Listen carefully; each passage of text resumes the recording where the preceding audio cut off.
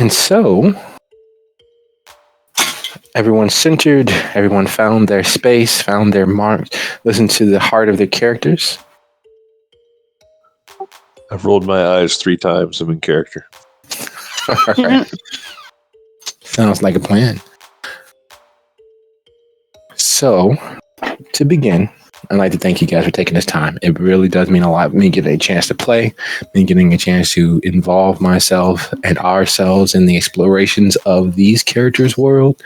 And I'm not sure if you guys are aware, but Chicago is very much a foundational lodestone for me. It was and is the first tabletop that I had played in quite a few years. So it is a centerpiece for everything that I have going at this point. All of my little moments of getting away from reality. What you do and what you have done has echoed into the immortality of most of the games that I have been involved in. So again, thank you all for this time and this opportunity. With that being said, and with that being heartfeltly extended to you all, this is officially Soup City Sins, Season 10, Episode 2. The title of our tonight's episode is, in fact, Your True Family. Now, when we last left our coterie of kindred, they had each taken a moment to themselves. Lucio and Melinda seeing Tal and the members of the Blood Trade off and out of the shelter's haven. The conversation between Lucio and Tal circulating in and around the security of the haven and how to protect his investment, i.e. the very real products that he has been managing to obtain. Some of immense value, others of ludicrously immense value. Hestia, having slipped away to the office with Myers, having a conversation, and Dizzy taking flight, both literally and metaphorically, from the haven, doing a quick triple S and then making her way across town to Dale's lovely condominium, where Tawny and Dale were recuperating after his hospital stay. Now, Chicago, we've talked a lot about what it is, the many facets, its myriad visages that it presents to the world and to itself. Its ability to lie with a straight face and to grift and graft with the truth. Chicago's a lot of things, and probably more than we could possibly ever jot down.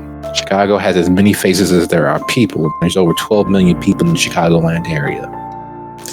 But this episode and this season, if you all had not bothered to take a quick look at the titles, centers in and around connection. One of the most fundamental connections that we humans, and by extension, we kindred have, is our family. Whether that's a found family, whether that's a family of ancient vampiric blood, whether that's a family made of trust in the situation, or just a family of occurrences compounding upon themselves. One of the many overlooked definitions of family is a group of related things, which makes everything living and unliving in one shape, fashion, or form part of this dysfunctional, chaotic family of the living, even though kindred are only a facsimile of such. And that group of related things, that group of like, spreads their taint throughout the world. So we're going to begin alphabetically with Dizzy arriving at Dale's condominium. Now, in her previous sit-downs with Dale, they had been at the bar, or they had been at Tawny's place. They had not been at his actual home. And his actual home despite the price tag for living in the Lincoln Park area, is surprisingly humble, surprisingly Spartan. It is the home of a person who has the appearance of wealth without having all of the stuff. There are family pictures on the walls of his various siblings, including several jailhouse pictures from stolen cell phones or booking pictures in the case of Jody. There's a picture of Dizzy's father, wide-backed, dirty hand, eyes that look as if they've seen the world revolve one too many times, and despite it all, the willingness to keep moving forward. There's Tawny in another picture with Dizzy's father, looking all too young, all too vibrant, all too much like someone who has the rest of forever spinning out in front of them. That heedless, reckless immortality of youth dancing in our gaze. The furniture is predominantly IKEA. There are a few nice, sturdy leather pieces, one of which Dale is sitting in, poring over his tablet, looking at financial records as Tawny sits with a tea, sipping the TV on far too low to be more than just moving pictures. And they sit in that camaraderie silence that only people who have known each other so long where conversation isn't actually needed when Dizzy enters. Tawny looks up, sits down her cup, remembers herself, and slips a coaster underneath. Dale moves the tablet to the side and starts to stand. And even though Dizzy knows the effects of the blood on humans and knows that there's a 30-day grace period, give or take, for its efficacy to begin fading, there is some momentary fear because she very much still has the after image of him in that hospital bed, tubed and intubated, the machine beeping and counting the time, and the IV moving in its own time of a click as more medicines were dosed into him. And despite his strength, even in that situation, there was a certain frailty that causes a ghost of... She can't put her finger on it because she refuses to say that word when it comes to Tawny, when it comes to Dale, hell, even when it comes to her brother and Jody. But it's there.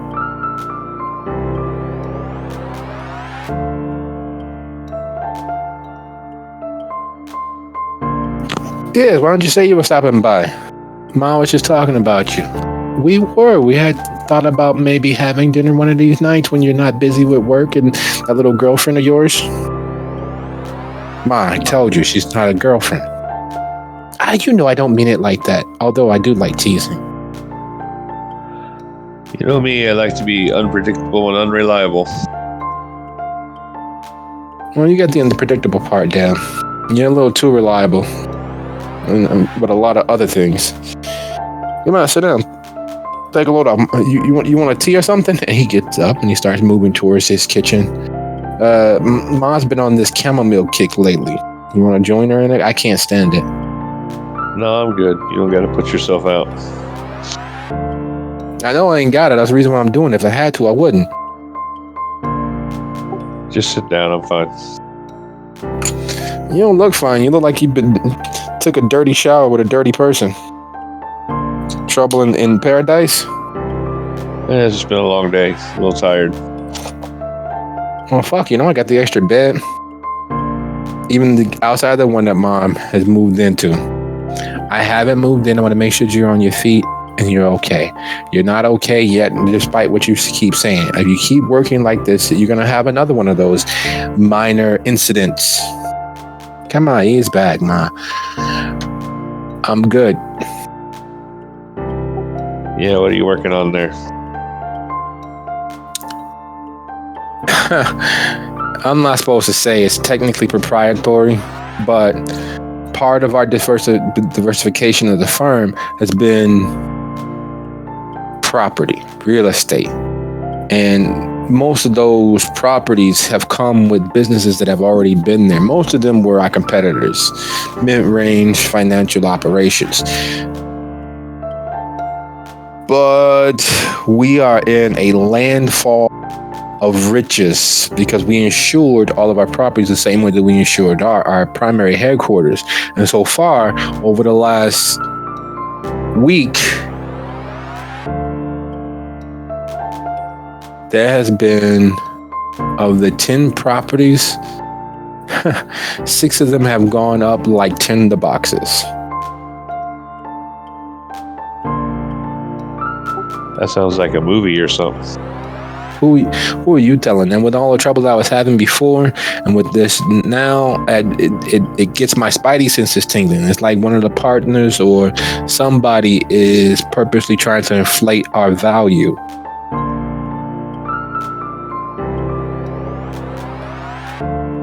So what are you going to do? Are you going to blow some whistles or? I don't know if there's a whistle to blow. All of these fires, there's no provable arson. There's no malfeasance on any of the tenants. It's like the perfect crime. And that's the part that worries me. Well, maybe it shouldn't worry you. No reason to blow yourself up over it. You're not involved, right? I'm not involved, but I'm still connected. I made part in it last year. So all of these factors, you don't get it, Diz. Look, we haven't put down roots here, having put down value into this. I want it to be the best it can be. And I know that's an impossibility, but all of the trouble that's been coming down from the blackmail to my little medical thing to these fires, that's too much trouble all in the same short breath. You know how something seems so unbelievable and yet it's still true? Like, there's no way statistically that there's many of our properties that were recently purchased should be victims of accidental arson or freak fiery accidents. There's no way, based on what the doctor's telling me, that I should be up and walking around. And there's no way that we have done anything technically worth being blackmailed over. We're a smaller firm. We're a little bit more in the black than some of the others, but we're beneath everybody's notice on purpose. Well, you brought that up before, so I'm going to call you out in front of Mom now. What's up with the blackmail?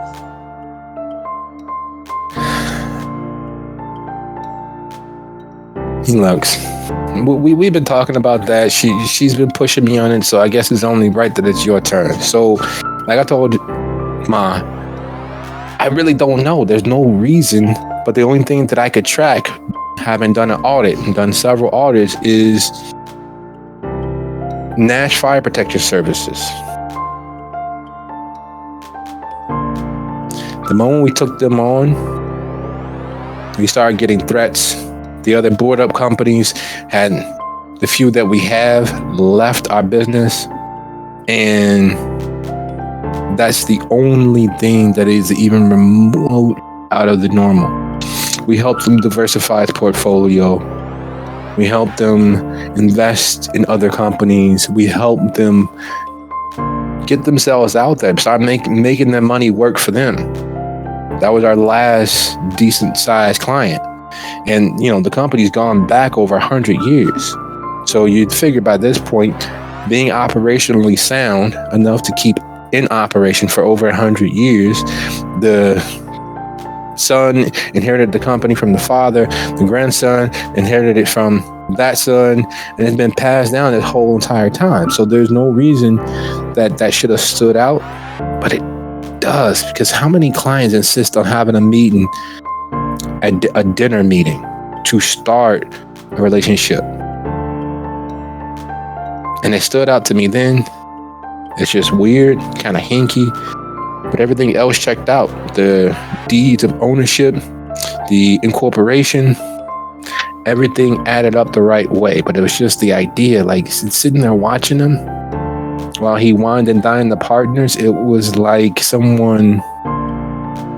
it's like watching the Puppet Master from one of those old Jim Henson shows. You know how they used to have those rods and wires and then there was still somebody inside? It was like watching that and realizing that the magic of Big Bird really wasn't all that magical. Well, it's a brave new world. Not everything runs 9 to 5 anymore. That's going to die out with the boomers. If we were doing business with somebody in England, or Scotland, hell, China or Japan, maybe even India, that would be fine.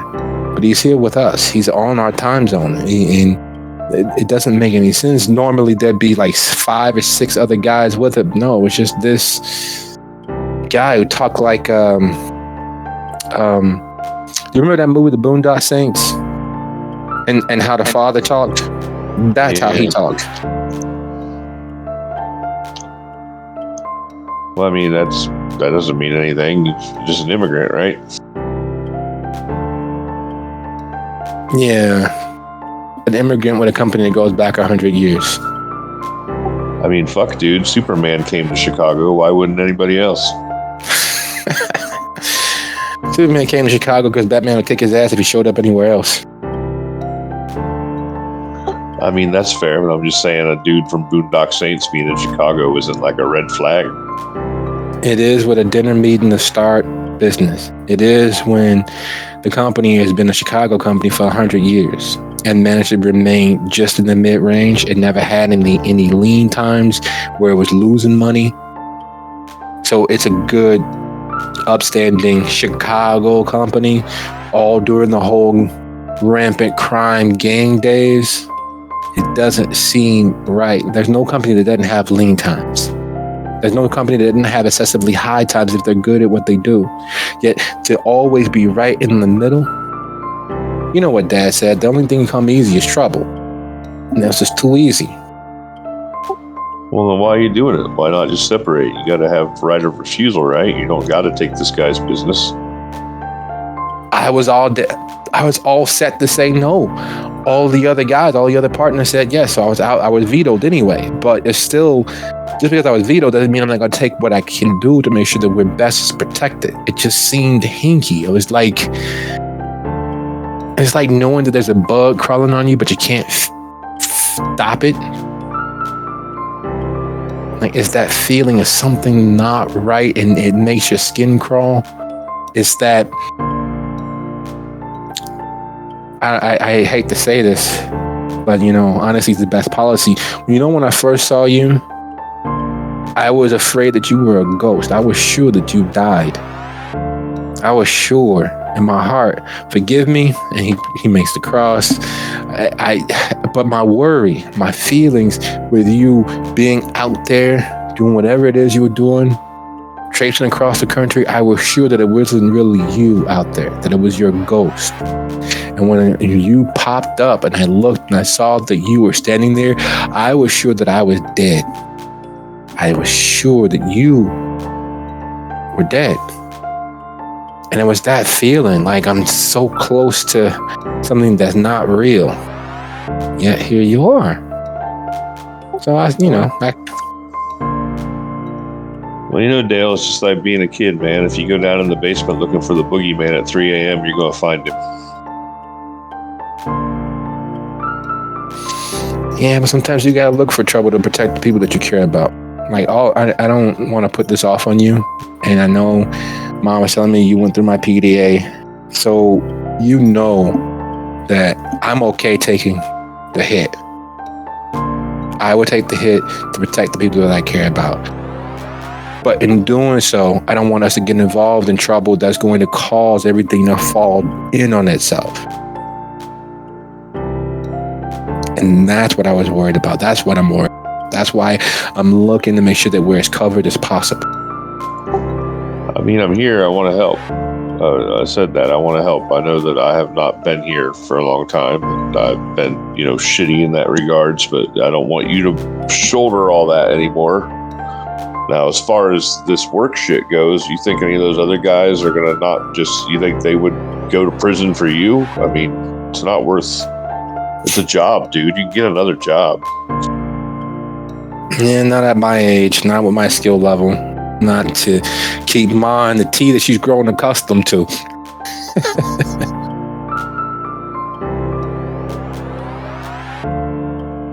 I mean, maybe, but it's not worth throwing your whole life away for. It's definitely not worth dropping dead over. That was not my goal. That was an unfortunate incident, an accident. I am doing what I can to take it easier. I found this app. You can meditate. All it takes is a minute a day. Well, I mean, that's cool and all, but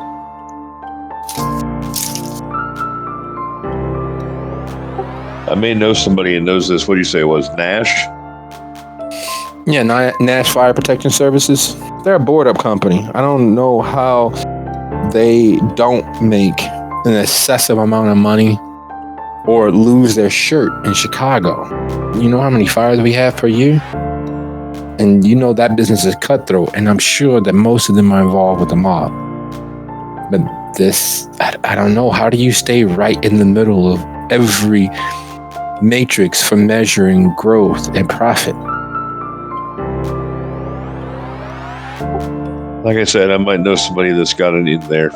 The name sounds familiar to me, so I'll pull on that string and see what I got. But we don't need any more Dizzics in jail right now. Oh no, definitely not. Oh, Jody sent a postcard. It's over there by the door. And he points to the ledge. I'm gonna get her a beer. You want one? Sure. Now don't laugh. It's the good stuff. Mom made me be good and get these stupid fucking Michelobs, but it's not that bad overall. Still tastes like piss water though. At least it's not that pumpkin spice shit. I got a bottle from last year. I just never worked up the nerve to drink it. You want it? Hell no.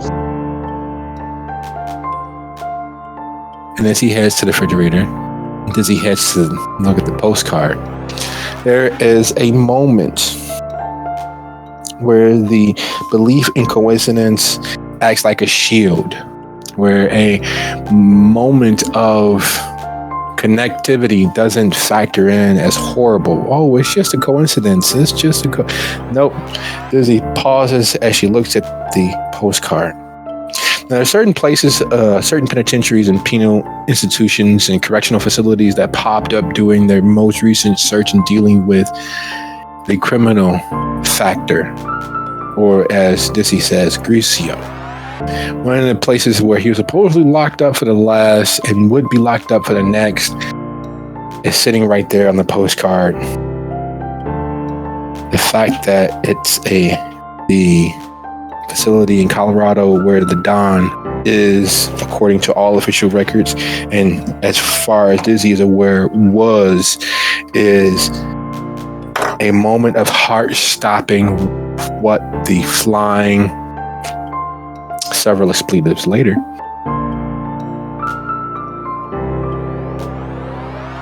And we turn our gaze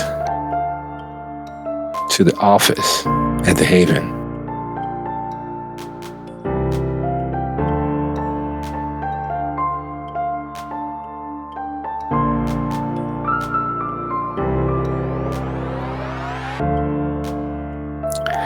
Esha, having had that exchange with Myers,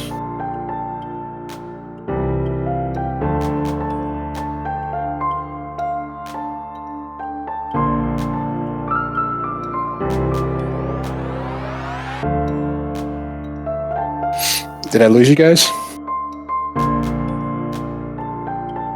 I can hear you.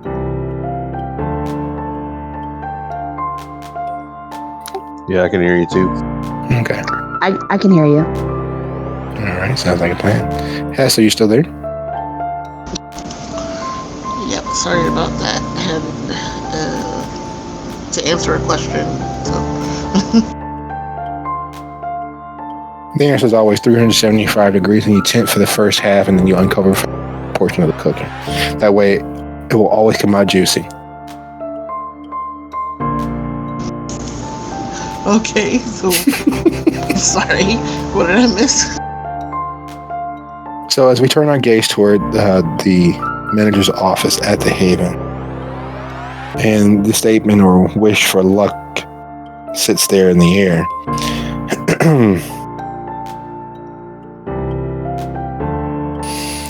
I really was hoping not to have to actually blow up the entirety of Chicago, but I'm not quite sure you understand exactly how dangerous this is. I only know of one of Blakeney's children, and she has spent the bulk of the last few years hiring herself out as a sheriff for hire. If she hadn't been busy when the Vanguard was launched into Gary, she very much would, and the whole matter would be over in, at the outside, 2 weeks. If her other children are as skilled, her calling all of her chickens home to roost and then willingly doing so, knowing that she is no longer infirmed, is a huge potential for harm. And I'd like to avoid that for you guys if we can find a way.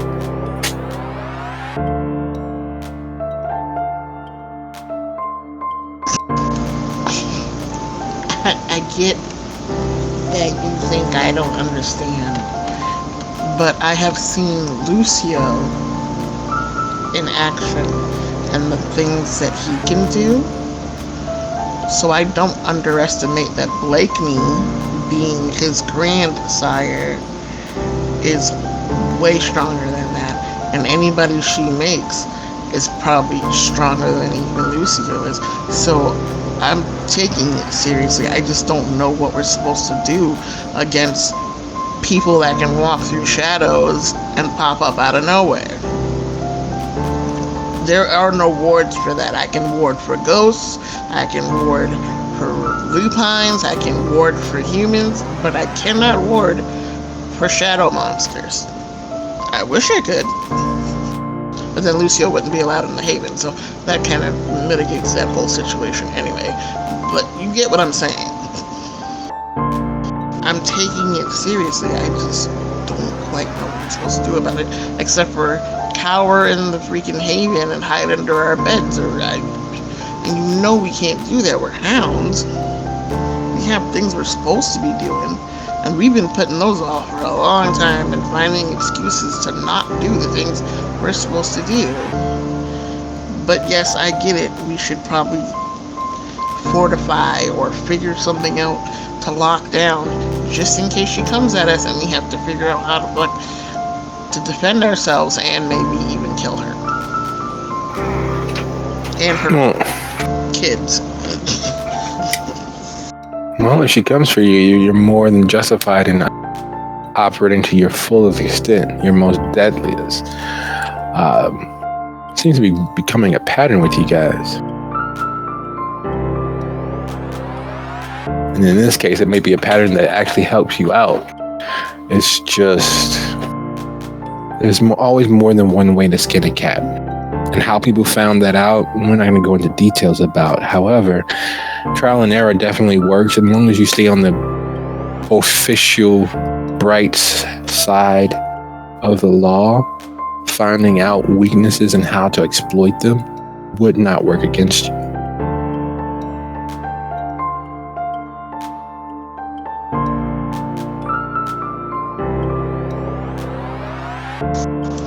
I know. We've also been trying to figure that out for the Dawn too, but both of them are like the same level slippery for different freaking reasons. Both same level pain in the ass, again, for different reasons, but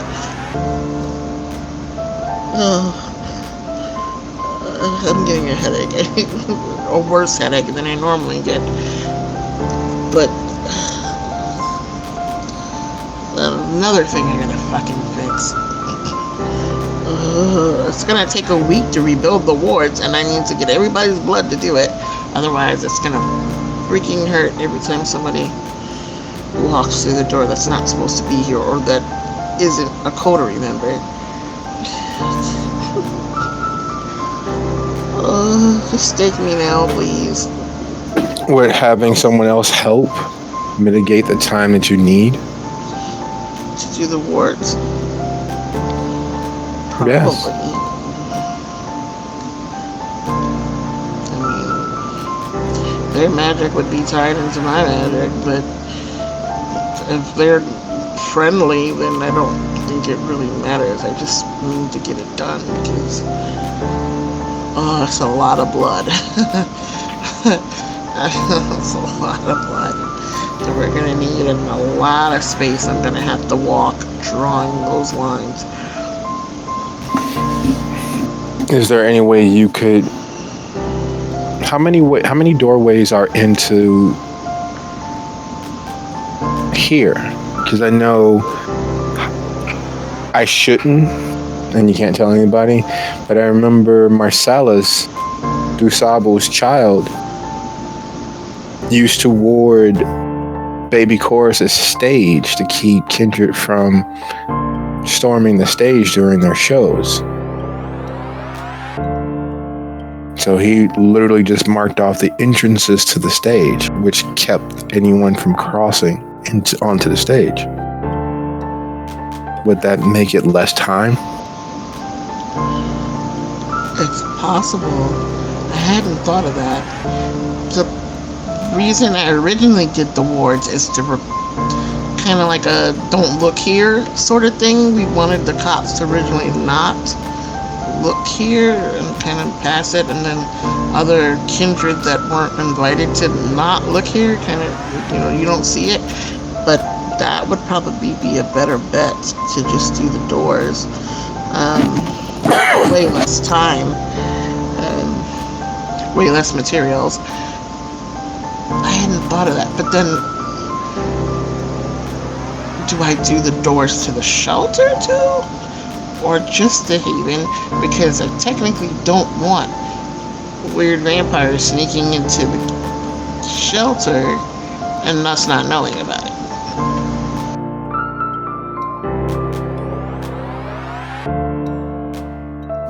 That I couldn't advise you on. I know that when Marcellus was performing with Baby Chorus, that was one of the things that he'd do as part of the pre-show prep.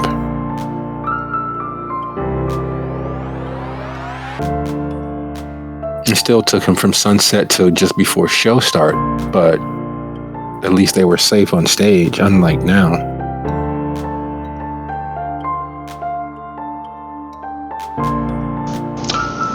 I'll figure it out, and yeah, I think I'll try to get some help. That's a perfect idea.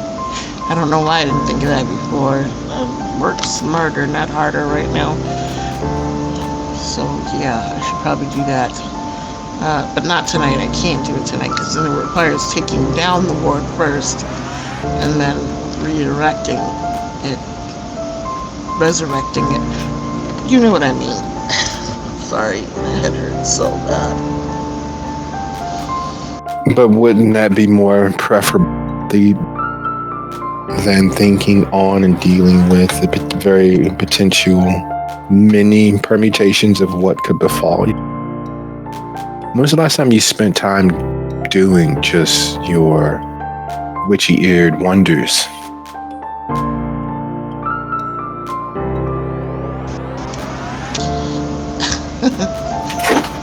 Well, for pleasure, because the last time I had to do it was the other night, and it was something kind of forced, but just to do what I can do, it's been a long time because I haven't really had a reason to, except for teaching Lucio some things. It's always go, go, go, go, go, though. You know, if you don't take any time, no one else is going to give it to you. There's enough forces out there in the world seeking to do us harm. The very least we could do is make it more difficult for them to do so. and not helping them with that task. Whether that little bit of time you take to take care of yourself, to look after the things that matter to you, to check on people that care and are cared for by you, it's far more beneficial to yourself than hunting down all the monsters willing to take all the pleasure they can from you.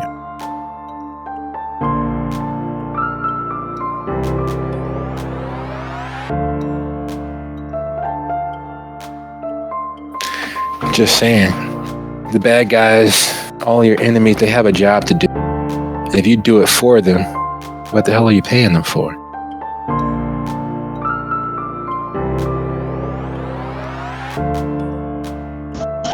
Just kind of frowns at him. Why you so Gandhi-like? I don't. It's irritating. Know everything. It wouldn't be if you knew how badly I screwed up. What did you do? Well, about 60 years ago, me and a friend, we took a tour through Colombia. We got immersed in some of the local politics. We called ourselves doing the right thing and saving these twins. It was a boy and a girl.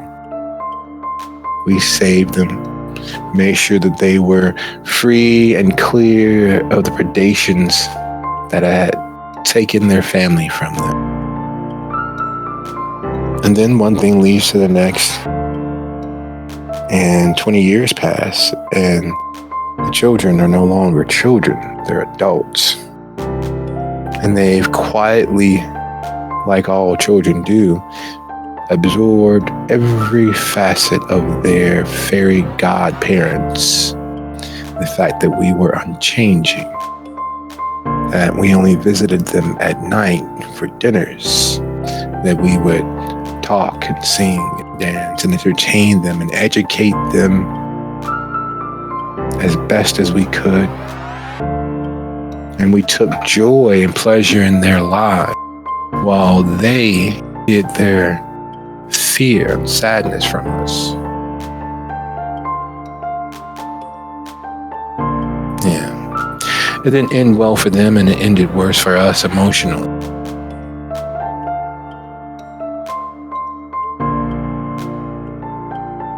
So last time I saw Devereaux, it's the last time me and my coterie were actually together. It was the last time that I could honestly say that I was singularly a part of one thing and instead of a vast many things. It was the last time that I tried to be something more than what I really am.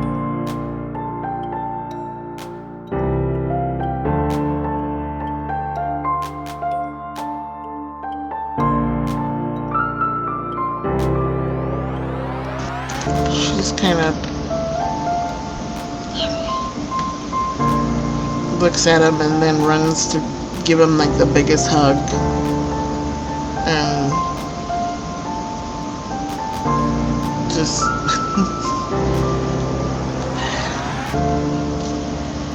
one of these days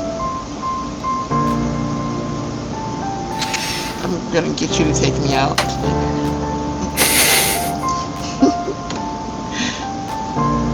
That would be very, very enjoyable. And he hugs and gives a quick squeeze. But you've got self-maintenance to do. You've got to take care of you. And then we can celebrate you together.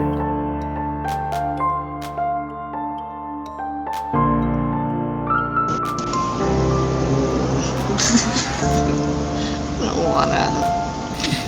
Well, if you're constantly putting out fires, you never know what water you actually have. You never take time to enjoy that cool, refreshing effervescence. You never really get a chance to appreciate what you have. Because, again, there's too many forces out there in the world who would take every bit of our happiness. Sometimes they're closer than you think. It's the reason why you get to know everyone in your cipher, get to understand everyone in your cipher, and you support everyone in your cipher, so that removing you removes the best parts of them. It's a little cynical, but it's the truth. I would say so. Alright, I have cleaning to do. And then self-reflection. Self-love? Whatever. That sounds a little dirty, but yeah, I think it's apropos. You're a weirdo. You have no idea. But I'll be going now. You enjoy yourself. Yes, me and the bleach have a hot date. Bye. And she's kind of like, instead of turning around and walking away, she kind of walks backwards for a minute towards the supply closet, trying to watch him to the last minute because he has a habit of disappearing like Houdini when she least expects it. So she's watching him this time. Would you be so kind as to go ahead and roll your wits and awareness for me, please?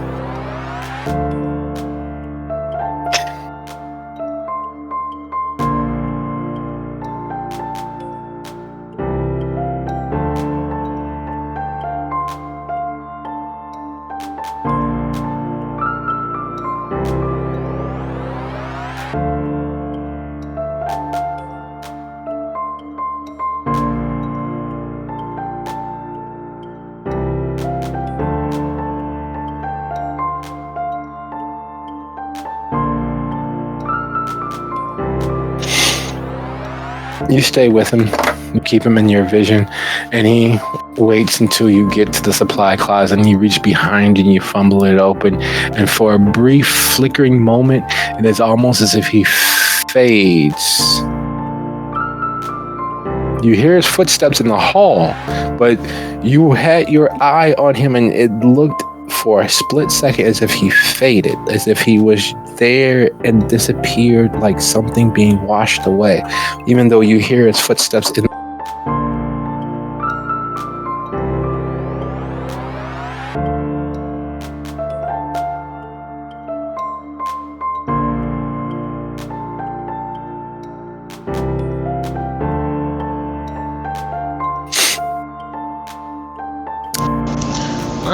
I hate when he does that. Jerk. And then she grabs the bleach and the other supplies she's going to need to clean up the blood and makes her way back towards Lucio and Melinda. Speaking of Lucio and Melinda, having heard the conversation and been party to the conversation of Tao and the many steps one could take to improve the natural security of a space, with Tao leaving with the other members of the acquisition team, what is the foremost on Lucio and Melinda's mind? Just the two of them there. Hashi has already disappeared and just even went off into the shelter somewhere.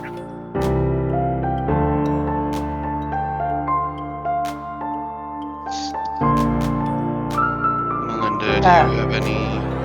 Oh, I'm sorry, go ahead. What were you going to say? Go ahead.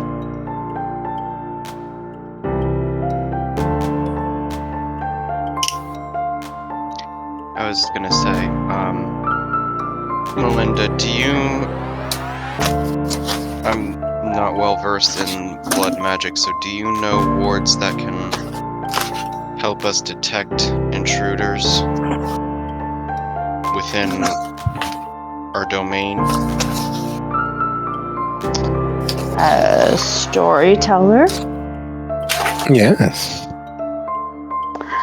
Would I know about anything that would alert us? Any kind of security systems? Security systems? Well, Well, blood security systems, like Lucio was asking. if you're looking specifically for a supernatural or thaumaturgical, would you be so kind as to go ahead and roll your intelligence plus occult? Target Right. number is 3.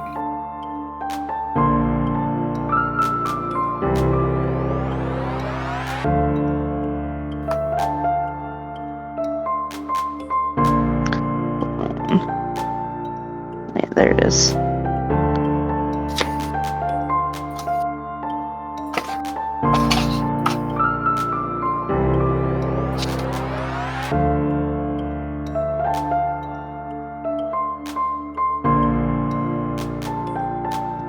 Just a second. 1,000. Okay, you said occult and what? Intelligence. All right.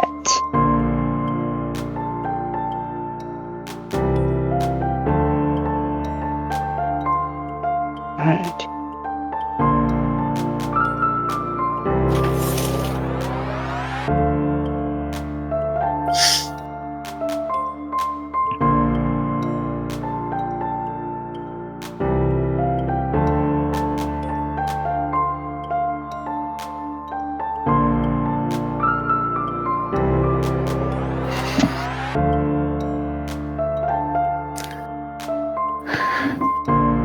As Tao had expressed, and with Lucio asking, Melinda reaches deeply back into her training.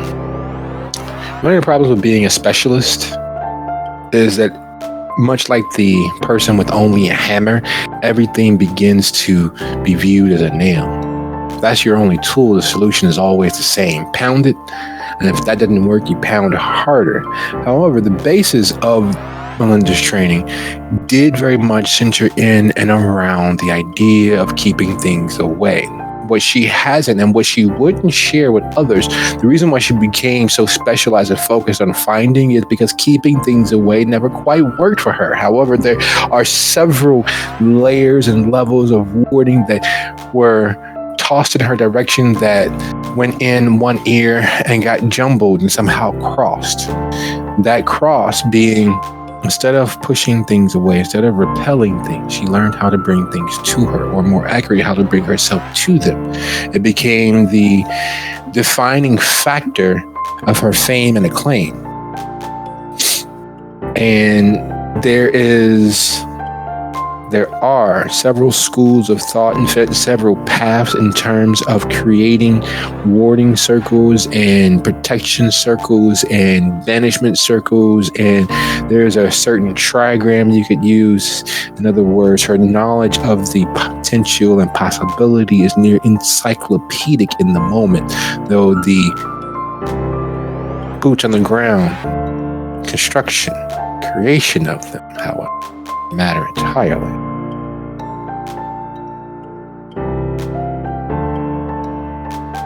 Well, you see, yes, there is, it is possible to do that, but, that is not really my skill set.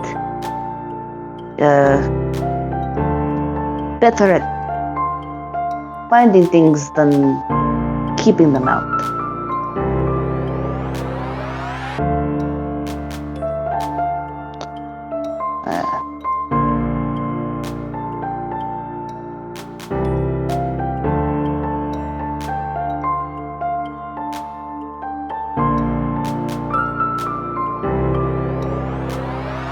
So,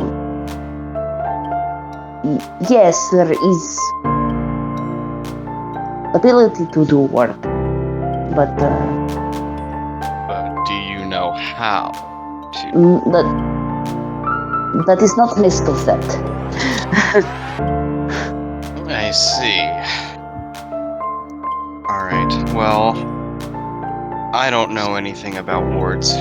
You know they exist, Hestia, I know, is good with making them. I just don't know how good she is with making them around an entire city block. Well, the good news is there is library. And where there's library, there is Tamir. And I'm sure with 2 Tamir we can find what we need to know. Okay, I suggest that you two get on that. And then while you're doing that, I'm gonna figure out how in the world we can get access to this CCTV around the city. And what the hell to do about the animals that Tao suggested. I have no experience with controlling animals. I know someone who could. I don't know how. And they are very much gone right now.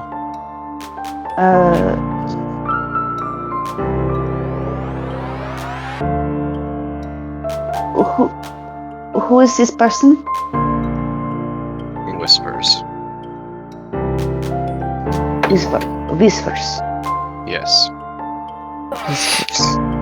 Speaking his name, you realize that Melinda arrived into your lives after Whisper considerably. After you even found out what happened to him, she is not in the know in the least. So Whispers is very much past tense right now. And that's very much Sylvia's fault. Is Whispers Gengar? I believe he was a Nosferatu.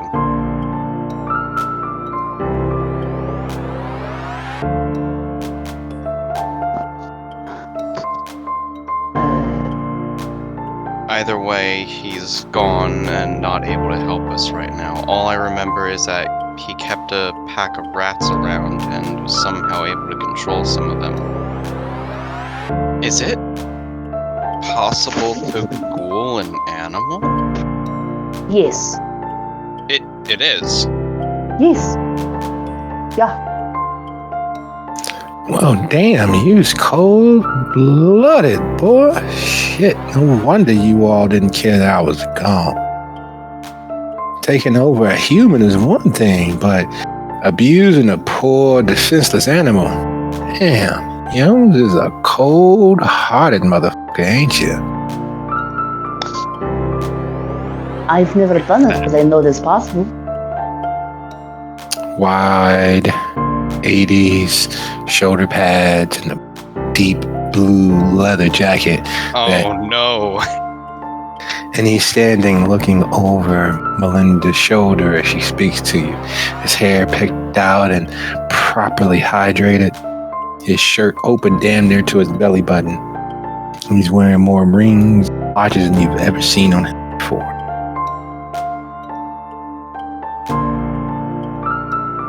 Who are you? There's no one there. But Lucio is clearly speaking with somebody.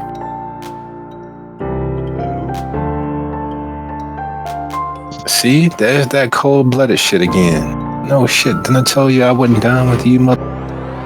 Especially being y'all left me to die. I don't know what the fuck happened to you. The last I remember seeing you, you were pissed off that we apparently didn't fall for a trap of yours. I was pissed off that y'all motherfuckers left me to die again. Do you know that there's a fucking whirlwind sitting in the middle of the goddamn Deadlands, just like something out of a very, very fucked up Wizard of Oz story? It's not like we have the ability to bring you back. We're not exactly necromancers. It's funny you should mention that. You were supposed to be. What the fuck does that mean? You don't even know. You don't even know why you so damn cold-hearted when shit hits the fan. I bet What, you just think. because my dad was Don Castiglione, I was suddenly meant to be Hakata? Is that what you're saying? Don't use that fucking name. Use your real family. Lucio Punesca. Oh, I'm sorry. You think you're in the big league. Lucio Giovanni.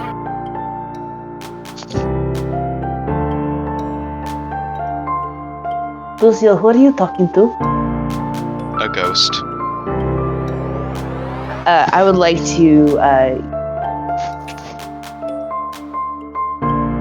Not even old friend, just fucking ghost. No wonder. I would like to. Look, you have a lot of adjectives that could describe you. I chose the one that would make the most sense to her. Oh, so now you're saying that she's slow as well? So you sentient cold-hearted, she's slow. I would like to use sentient scene. Well, that's funny. You should do so because you realize the last time that you used Sense the Unseen in the Haven, how much. Well, let's see what fate has in store for you. As you begin the process of opening your senses to all of the many worlds that touch our own, the memory of the last time you touched those worlds in this place comes rocketing back to you. Here's what you need to do. You need to give me a wits and awareness roll. And for your sake, you need to keep it under 4. It's anything more than that, and you will be as bombarded as you were, because not only is the shelter sitting on a ley line nexus, it is currently under siege of sorts. You said, what's awareness? Yes.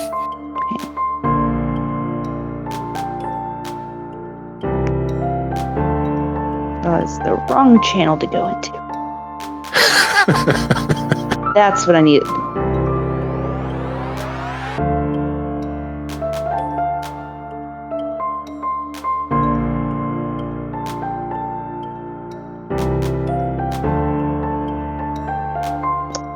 Difficulty 4.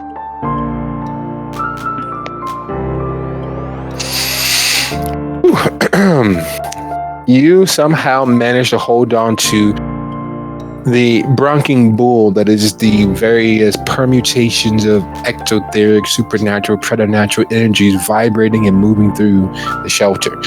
One of the many reasons why it has been sought by many, fought for by more, and lost by even more is that it is sitting at a central point in a ley line nexus. There are several different strands of otherworld energy that pass through the way station that is the shelter, and the many lifetimes of the buildings that have existed in this spot and around it often overlap. They often, well, the last time there was an immediate forsaking of anything that was even remotely real. This time you managed to hold on long enough to see those worlds and those permutations that still remain here in the moment with Lucio instead of being actually transported there.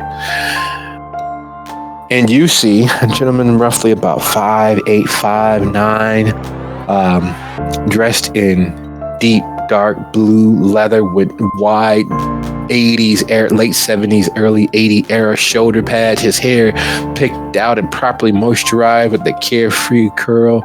His shirt open. It's a dark reddish shirt that's open damn nearly to his belly button, that rich, luxurious chest hair that you could make a carpet out of sitting there on his chest. His rings on nearly every finger sparkle and shine with a light that most dead cannot fathom. And his jewelry, both bracelets on his left wrist and the huge faced watch on his right, along with his what would commonly be called roach steppers on his feet, and he stands there smiling. Well, looky. All you motherfuckers can just stare right on in. What are you all, perverts? Oh, you're one to talk. Hey, there's a difference between appreciation and what it is you all do. Look at y'all eyes. Dead, like. I was here having a conversation with Lucio before you interrupted. I Who's the didn't real interrupt. You Okay. staring at all my finery and not even giving me a damn compliment. I didn't interrupt your conversation. This boy here is on both sides of the equation. Not only dead like you, but he's deader than you should be. His blood is still there, even if it's not really there. Speaking of your blood, your daddy, well, he'd appreciate your company.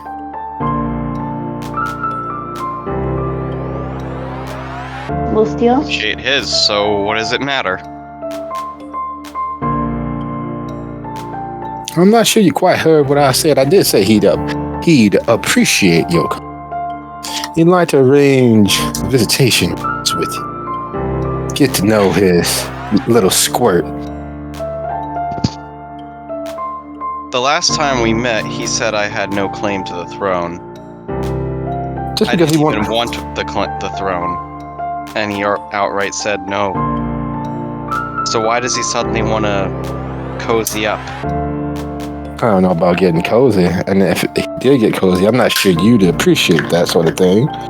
But you know, these things could change, I suppose. Oh, Lucio, God. Lucio, what's wrong? It's a metaphor. It's basically just the fact that Don's in charge of the local Putanesca. I see. That's right. You weren't here for any of that, were you, Melinda? Oh, you didn't tell her about you having slept with the enemy long before you actually understood what that might mean? You mean the enemy slept with my mom and had me? Oh, yes, but it sounds so much dirtier when you say it. Can you say it again? The enemy ran all up in your mama. Who are you? Bluesive B. Blue Regard the Fourth Esquire. But you can call me Blue. I've heard so much about you. So much. What have you heard? Oh, let's start with the fact that there are still hungry, dead voices in El Paso that you didn't bother to rescue. All those voices, all those little bits of immortality left to the daylight.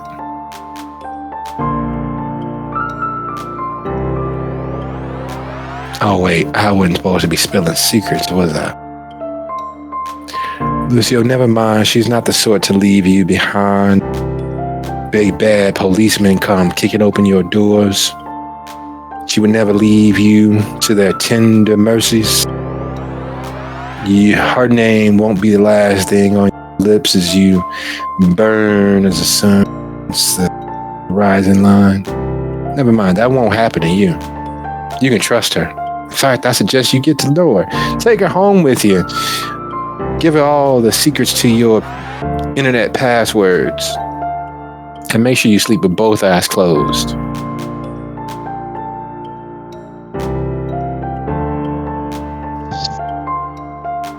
When do you plan to say something actually useful? Because right now we're just spitting bullshit back and forth, and I've gotten nothing out of it. You're not supposed to get anything out of it except for the truth. Don't you know dead men tell no tales? We don't lie. We don't have a need for it.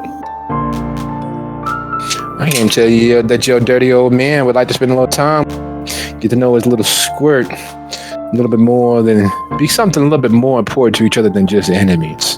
There's a storm a-coming. All these shadows and spirits working against each other. You don't have to choose which side you're on.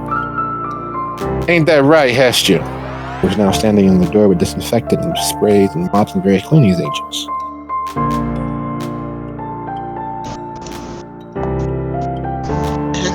comes in, I guess, just at that part and sees Blue and just, oh god, it wasn't a nightmare. This is really happening. He's really back? No thanks to you. No thanks to any of you all. Thought we had an agreement. Look, Yeah, I thought our agreement was just to get you a place to live. yeah. I could do that now if you want, but that's literally what our deal was. There was an unspoken agreement. The fact that you all had me helping those two bloodthirsty fiends and allowed me to be taken by those one Kwai. He didn't even come looking for me. At least the blonde one tried to burn the entire city down.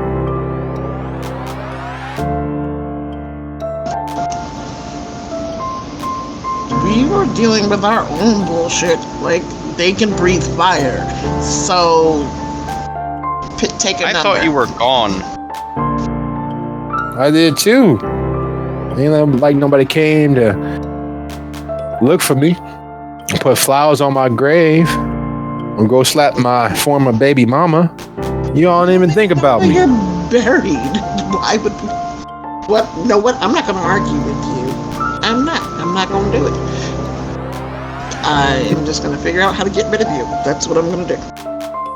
Yeah, good luck with that. Theo takes out the coin and says, "This thing is cold." So was I. I thought you were gone. In most of the ways that counted, I was. How did you get back? Your father is how he got back. I'm pretty sure of it. Well, now you're not as... Well, we're not going to even say that out loud. But, you know. You figure... You say it and I'm going to figure out how to slap the shit out of a ghost.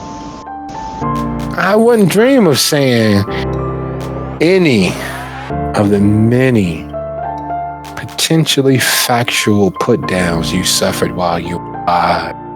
All of your peers looking down their noses at you, the things they said to you, to your face, let alone all the things they said behind your back, or the things that they wrote in their memoirs about you.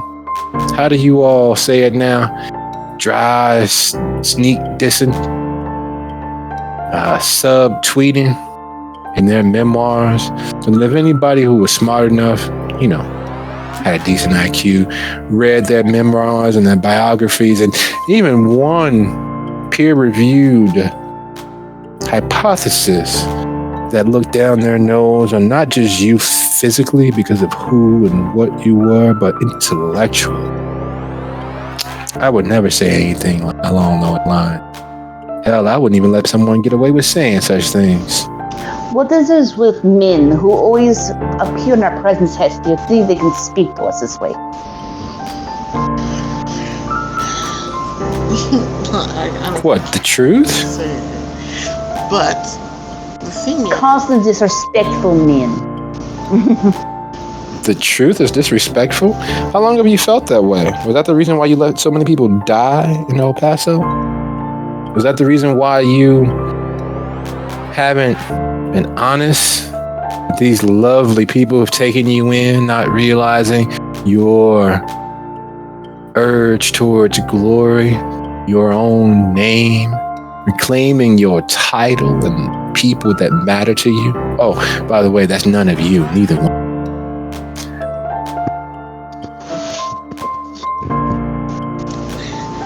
Nesta kind of looks at Melinda for a second with her brow raised, but it's like a quick little second, and then looks back at Blue and just whatever. Lucille, maybe if we ignore him, he'll go away. Oh no, that will not work at all. You cannot ignore because, well, I don't want you to right now. But I've said what I've come to say, and Even though he can't actually rest his hands on your shoulder, Lucio, he reaches across and claps your shoulder. And your dad would love to get to know you. And until you do, I'll be back every night. Be with you every night. I don't believe in fairies. I don't believe in fairies. I don't believe in fairies. I don't believe in fairies. Well, damn, that's very phobic of you all. Shame on you. Just say such things out loud. Shame. Shame. I thought you all were enlightened. If he wants to meet, where the hell does he want to meet? St. Jerome's Parish. Of course he does. Well, he figured you all meeting on neutral ground would stop you from doing what he would do in your position. Neutral ground, you say? I've been there. I know what the fuck's going on there. Oh, do you? And you let it keep going on? Some hero of the story you are. And his annoying late 70s, early 80s, typical, stereotypical bad guy laugh fades into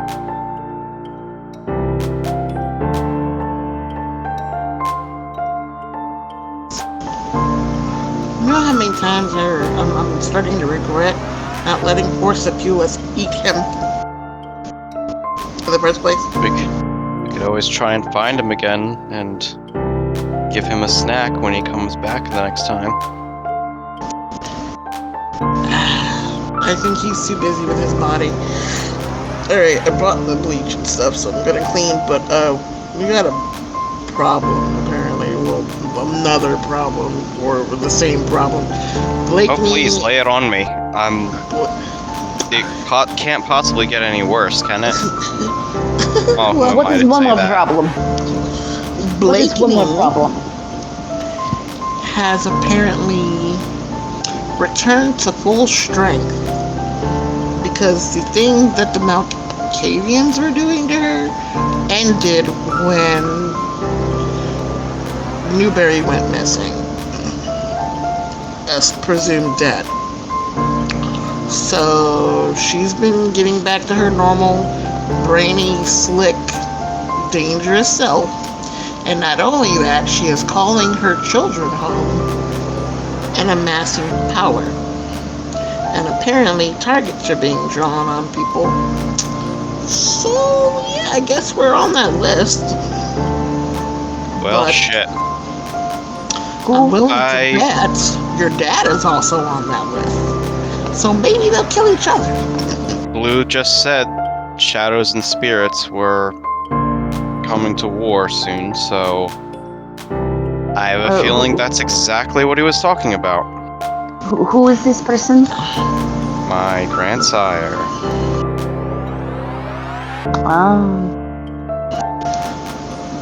She's also a big deal in Dalton, so we can't particularly touch her unless she comes for us first. If she comes at us, we can do what we have to do to take her out.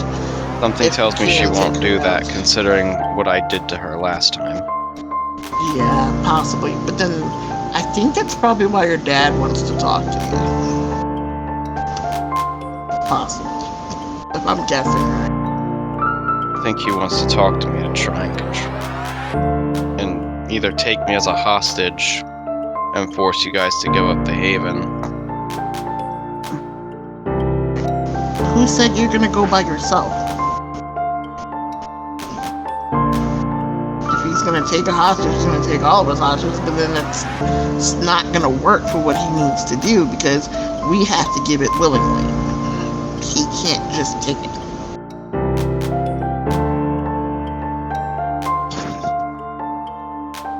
Well, we've got a lot of shit on our plate, and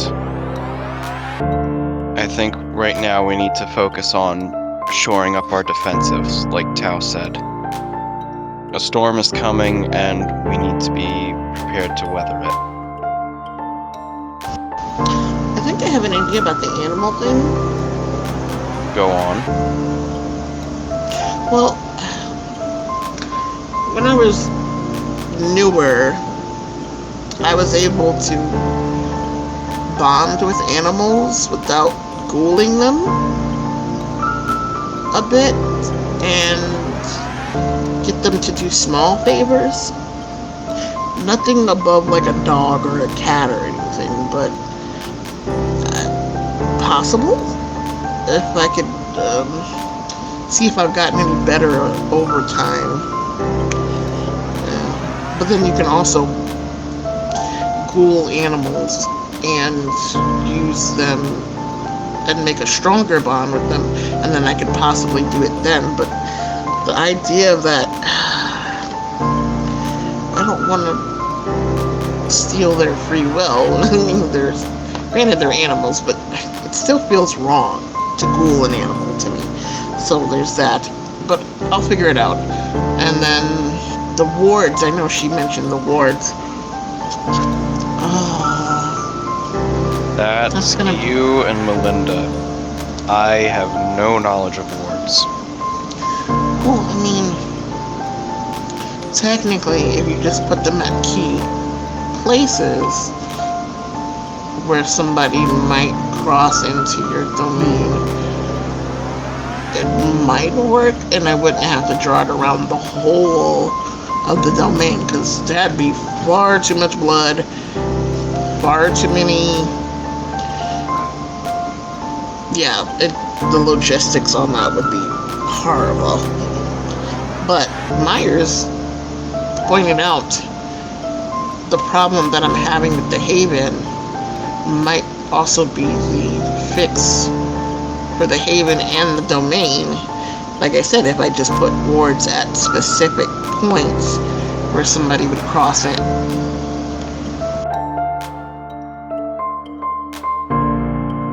If we were to do that, then maybe we could focus our other forms of defense on the weaker areas then. Yeah, like fan things out, like have multiple layers of things so that it just makes a good net of multiple things. Sounds like a plan. As you all are thinking, or speaking on shoring up defenses, a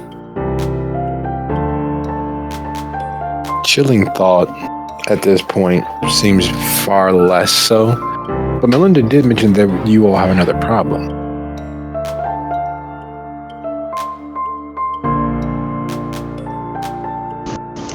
Okay, so wait, what's the problem that we have according to you? Because Lucio's already showed me what his problem is. I've already said what our problem is, so let's pile it on there. Wait, what was that? What was the problem I mentioned? Yes, What was it? that was the question. You said, but there's another problem. No, what I was saying was, like, what's another one? Like, we have all this.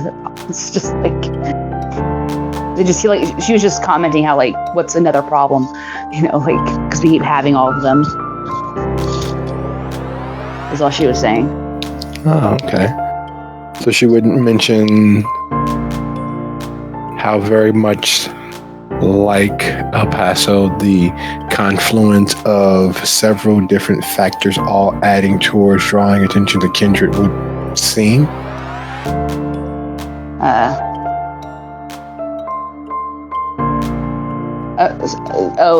Just like that. Things are starting to look like what happened in El Paso. Yep. If half of the things that they described were all happening at the same time, it's about twice as much as what was happening in El Paso that got the attention. It started the surveillance and what they call traffic watching teams. Yeah.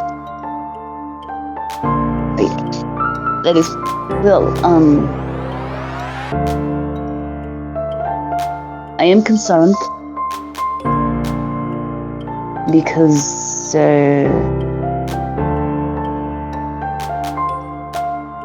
it's double in El Paso. Is all of these things that have been going on here in Chicago is twice as bad is what was happening in El Paso, and it got the attention of the Inquisition. It's like traffic watches and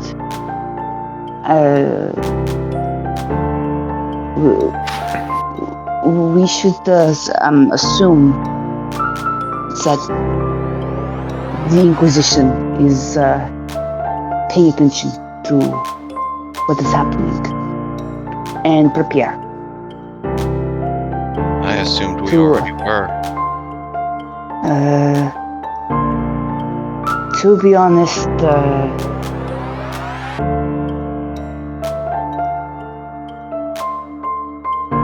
the best way to deal with the Inquisition is we can't beat them. They have an advantage we don't, and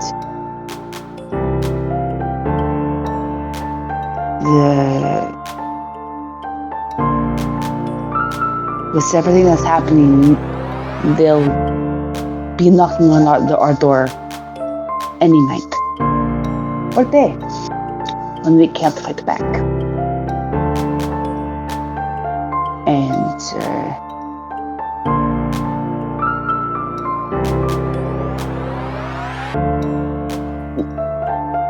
I have survived the Inquisition twice. When they bombed the chantry in Prague and Senate in El Paso.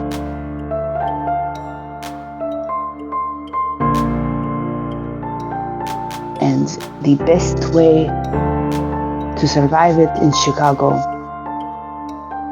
is to look at the map and find a nice little town in the Cambodia to begin a new life again.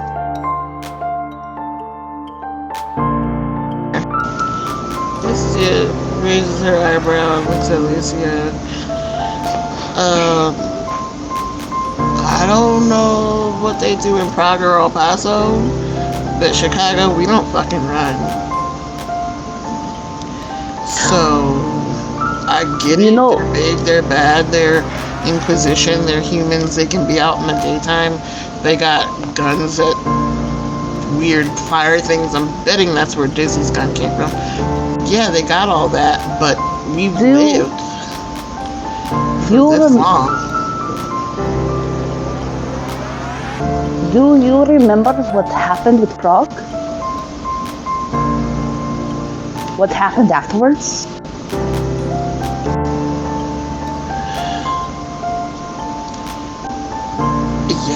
Yeah, it was a mess. The pyramid collapsed. Which is why we just restructured. We're preparing for that. As far as the whole being watched, we've been being watched. We had a van outside the freaking haven for the longest, and that's how Dizzy got Vivi. And there was the blood curse that knocked out so many, that killed many Tremere.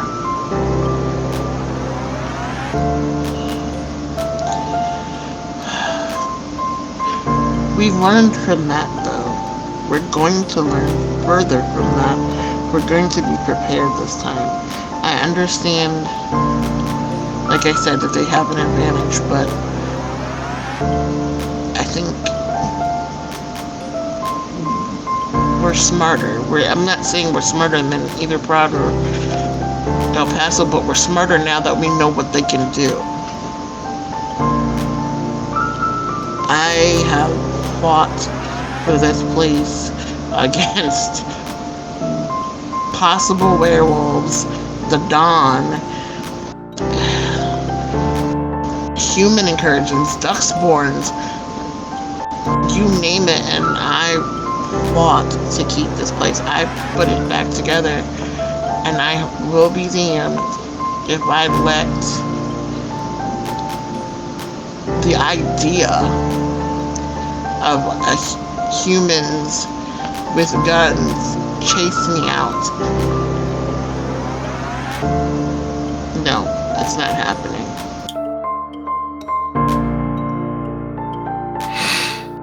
And speaking of not happening, in Dale's apartment, Dizzy holding a all too frostily cold Michelob Ultra, looking at the pumpkin spice shandy, still holding dust from the cupboard from last year. It is by Lining Kugel. And Dale, you know you want to try it. Oh, you girls like pumpkin spice. Go ahead. I fucking hate pumpkin spice. You know that. So am I supposed to hold my pinky out while I drink this Michelob, or? It's not that bad. It still tastes like beer. Watered down beer. More like an Ice House Light, but it's still beer. And it's the only one Mom would let me buy without complaining every few minutes. I mean, that's fair.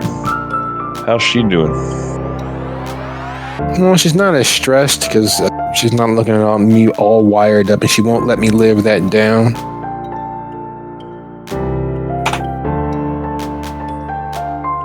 Well, yeah, you should not get sick because Mom, dumbass. It wasn't by choice. It wasn't like I was asking for a hospital vacation. I'm fucking with you. No, but you're right. I really do need to do better.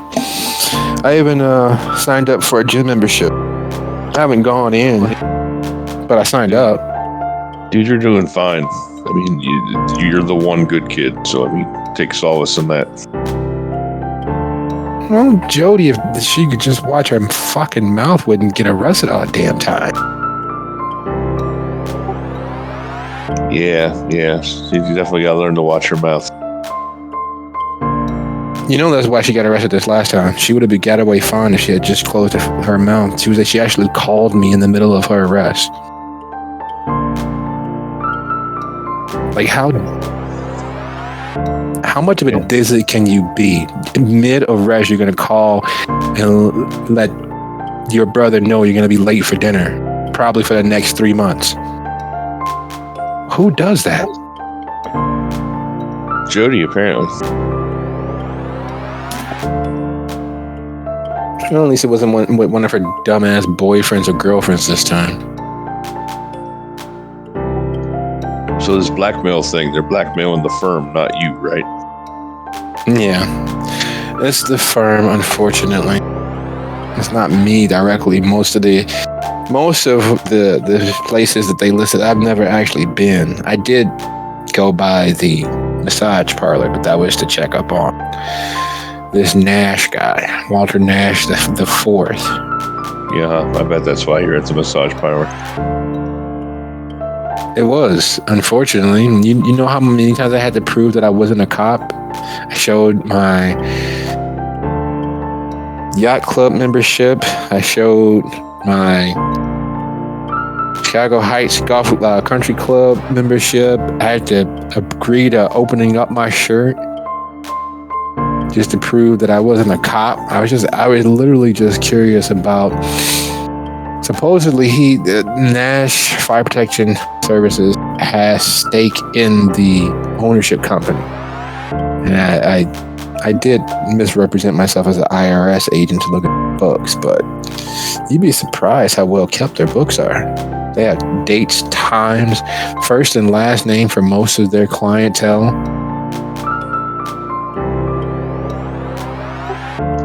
I mean, I don't get what you do, but that sounds pretty substantial.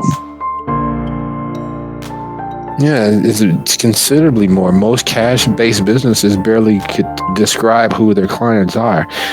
This place had all of that information, plus, for a lot of their clients, email addresses.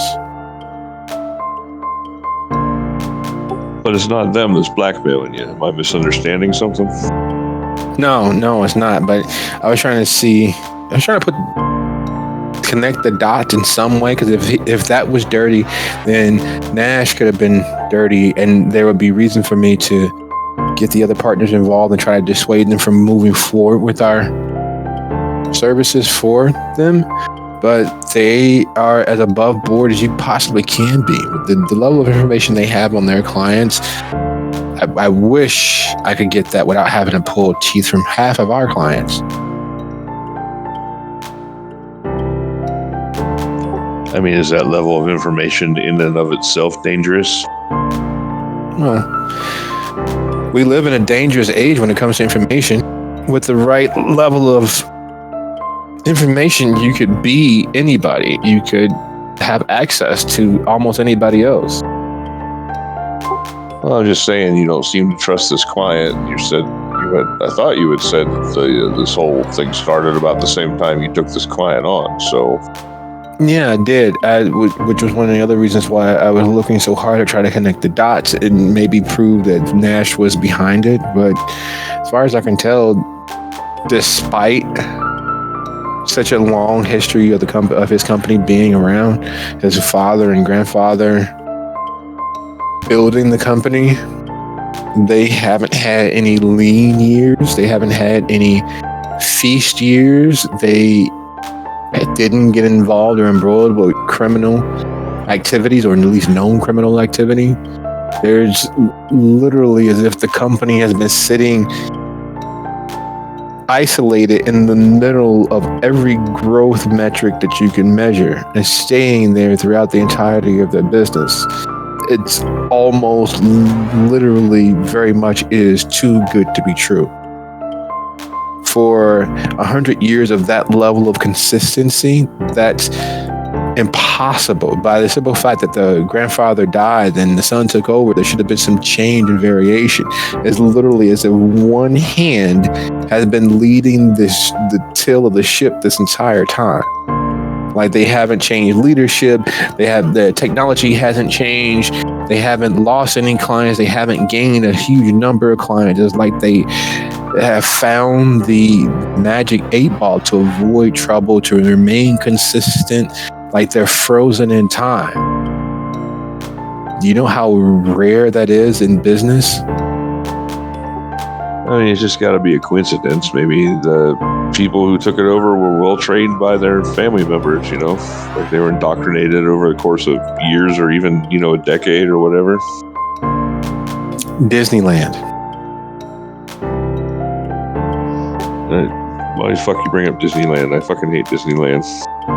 Everyone hates the House of the Mouse, but they are as consistent in leadership training and promoting as you could possibly be. But they have had several generations of loss and several generations of rapid ascendancy to the top of their market. And through it all, as well trained as not just their leadership, but their staff are, they should be the one facet where there's never been any change, any loss. But that's what they do. They lose and they'll gain big. They'll gain big, then they'll lose. So there's no consistency except for the fact that they manage to eventually turn a profit. That's what normally long-lasting companies are, especially long-lasting companies that train their upper management and their line staff as well and as thoroughly. Yet Nash Fire Protection has managed to find that secret model that billions of dollars in training couldn't for a place like Disneyland. You see how weird that sounds? Maybe they've just been incredibly lucky. I mean, we live in a strange world, my friend. Who are you telling? I could swore that... Yeah, you don't know about that. But yeah, no, it's really, really. It is a definition of it doesn't happen, and yet it does, and yet it has clearly. Well, I'll tell you what, you're sick, so why don't you let it rest and you just sit back and enjoy some Scooby snacks there, Shaggy, and I'll friend Velma this for a couple days and see what I can dig out talking to some people. Yeah, I need to stay ahead of this. I will take it as easy as I can. I haven't to the office. I've only handled one. Quit lying, Dale. All right, Ma. All right, fine. I only handled one meeting a day since we got home, but that's far less than I normally would have. Dude, don't act like you're so big that I can't still kick your ass. Yeah, okay. You and what army? You do know that I weigh 316. There's no way, as strong as you think you are with all your Tai Bo, that you could lift 316. I'm just saying, chill out, relax. You're supposed to be on the mend, not taking 400 calls there and doing shit. Just, chill. Hey, at least I haven't gone into the office. I haven't gone by. I haven't met up for drinks. I've actually been good. I've been better. Probably should have stayed better to begin with, but I've been better. And like I said, I even signed up for a gym membership. I haven't gone yet, but at least I signed up. Yeah, but you're still working. So just kick back. Let me talk to some people. I think I know someone at Nash, so it sounds familiar to me. What, one of your rock band roadies actually has a real job? You'd be surprised how well connected some of these guys are, dude. Everybody wants to get in on the party. Yeah, okay. I'll see what magic Dizzy Drew can drum up.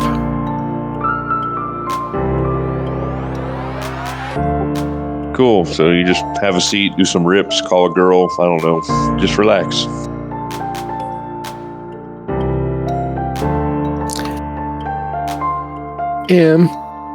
Dale, would you to consider playing bid with me? It's not often that we're under the same roof without being an emergency. I think it'd be nice to either play some bid or maybe some gin. It's been a long time since we played games.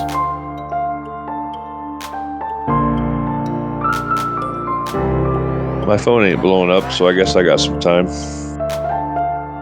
Yeah, Ma, I don't have any cards in the house. I told you that yesterday. Oh, I forgot. I'm sorry. Yeah, no worries, Ma. I know. It's late. You should probably get some rest. I'll get to bed when you get to bed.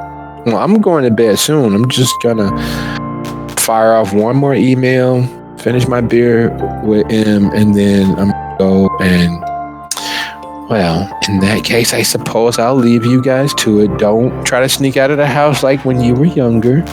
And she stands up and gives you a hug and kisses Dale on the side of his cheek. Be good to each other. And she makes her way to his secondary guest bedroom.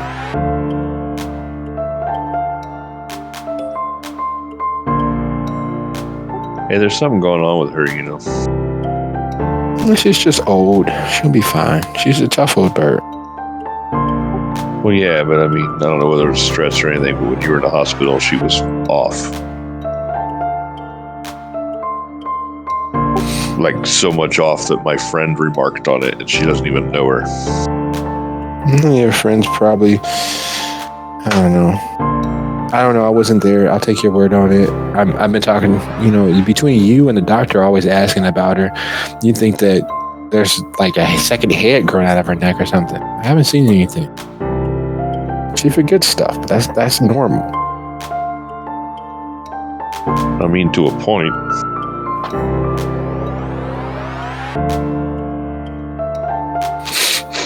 Just, I don't want to put more weight on you, but since she's here with you, just, kind of keep an eye on that. Yeah, I'll keep an eye. But yeah, I really am just gonna fire off this eat. I'm gonna finish this beer. Been a long night, surprisingly. Do I need to go get you some weed or find a girl for you? Or... Nah, I got a service for that. Geez, I don't even want to know what that costs. Oh, it's actually really inexpensive. It's $1,500 a year, and you pay per use.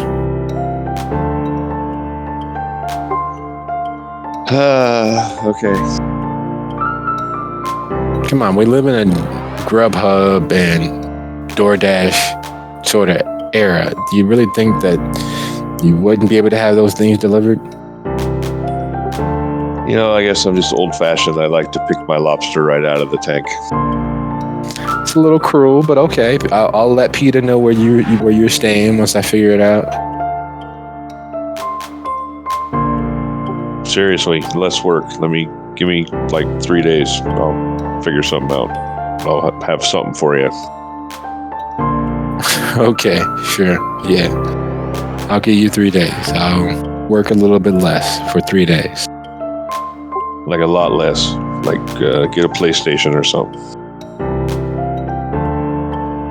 Really? PlayStation? Really? Fucking PlayStation? Not an Xbox? How dare you? We were a Sega family. Why would we start going with Nintendo products now? You know, it's a thing. Yeah, well. And on that note, it is 25 after the hour. We'll be back at 35 after, and we move towards our denouement.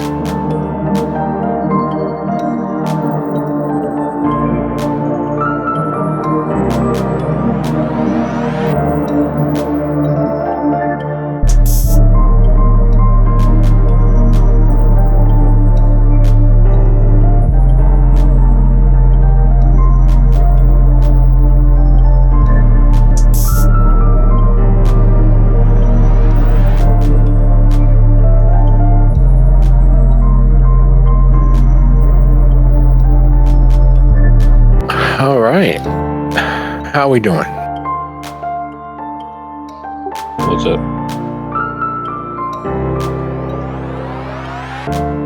Good.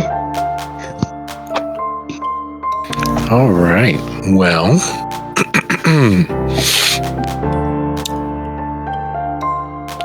with those moments shared with Dale and the warning placed into the ether of his mind in regards to keeping a watch on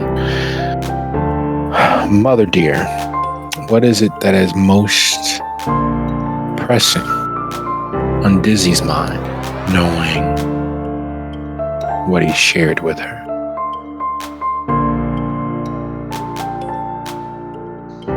Well, she's got to bring some sort of resolution to this. I thought that I'm not sure how much information I got from Hestia, but I believe that she had told me that he was being blackmailed as well. So, Yeah, I told Dizzy that Walter was being blackmailed as well. so that's a weird correlation that whoever is blackmailing both of them about the same time that they got in bed with each other. So. Of course, this is not her forte, so she's going to bring that back and let other people look at it. Just as soon as she can amenably slip out of hanging out with her family, though. Okay.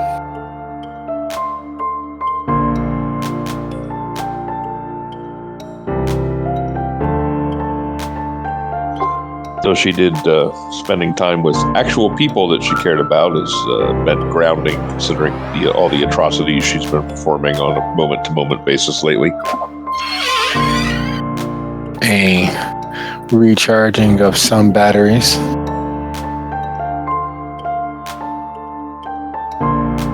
And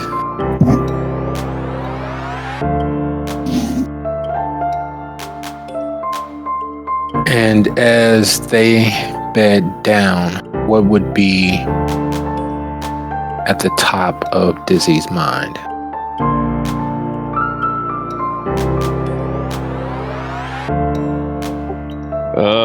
She'd probably drop at least a text to the group saying that she's got a little information on the Nash thing, and that she'd just kind of leave it open-ended at that. I think she might head for home unless somebody detours her a different direction.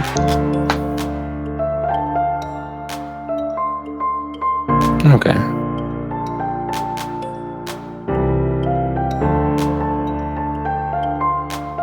Okay, bear with me a quick second. I just need to look one small bit of notes here. Okay. So, most pressingly, Dizzy is heading for the Bat Cave, as it were, to rest and recharge and regroup mentally. So she's not in the sort of mind space to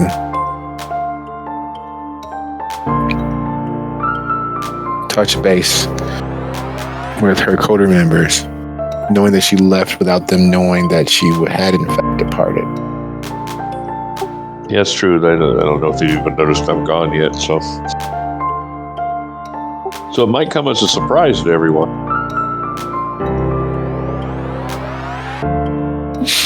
Well, needing air is needing air, but typically that doesn't require leaping into the great unknown, but metaphorically and actually. So as Dizzy heads home, which has all sorts of connotations, has all sorts of meanings and inherent value in that, and it being a true actuality, a huge difference from what her life formerly was, including the space carved out at the shelter haven as hers. There's a certain feel and certain inherent intrinsic value that up until this point, Dizzy has never really embraced. The idea of having home, a place to grow roots, a place to gather dust on oneself, and a place to escape from the world. Unlike their previous existence of escaping from their present locality, hitting the road, covering distance, putting miles between oneself and the troubles that may or may not have arisen.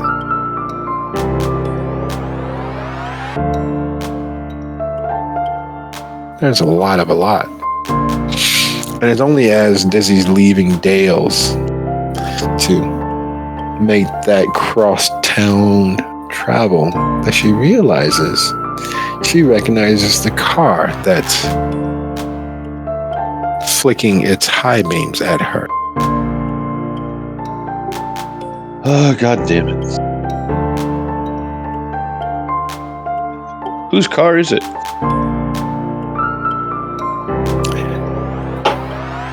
Making her way over to Vivi's car, it is with no small bit of unresolved emotions that Vivi is sitting outside of Dale's place, keeping watch. And clearly had been even when Dizzy arrived. The to-go bags and corner store bags and gas station bags of various high protein, quick fix foodstuffs, betraying the fact that Dizzy that Vivi has been here a while.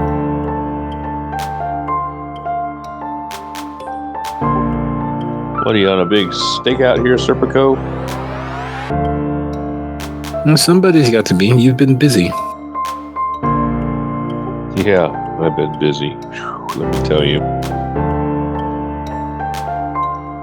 Well, You can't be in two places at one time, and you tend to always run off by yourself. So I figured someone should stay here and watch the deal. You asked me to do so, so I did.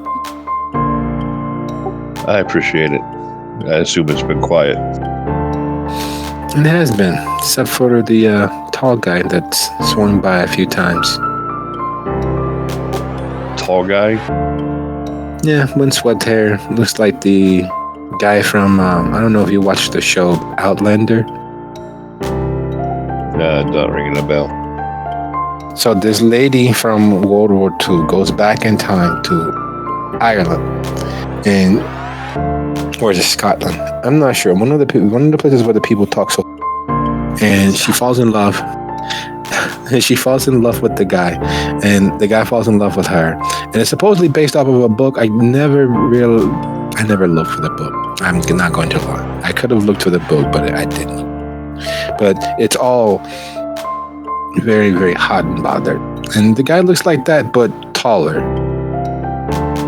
His hair is all wild, and he dresses in a very nice overcoat. Doesn't look like a pirate, does he? What does a pirate look like? You mean like Jack Sparrow? Yeah, I mean, that's what I'd think when I thought of pirate, but I don't know. I've never met the guy. No, nothing like Jack Sparrow. Maybe like Will from the first movie. No, because at the end of the first movie, Will put on the big stupid hat too. So he's just watching the house, or is he going in the house? I thought that he was going to, but he's come back a couple of times and he's reading the names on the bell. Luckily, your brother's name isn't on the bell. I wonder who would have taken that off. Me too. Was it someone named Vivi? Oh, so you're going to blame the Latina. Very nice of you. I mean, in a good way. Yeah, it's one of the easiest things to do to hide people. Well, thank you. You're welcome. But he's clearly looking for somebody.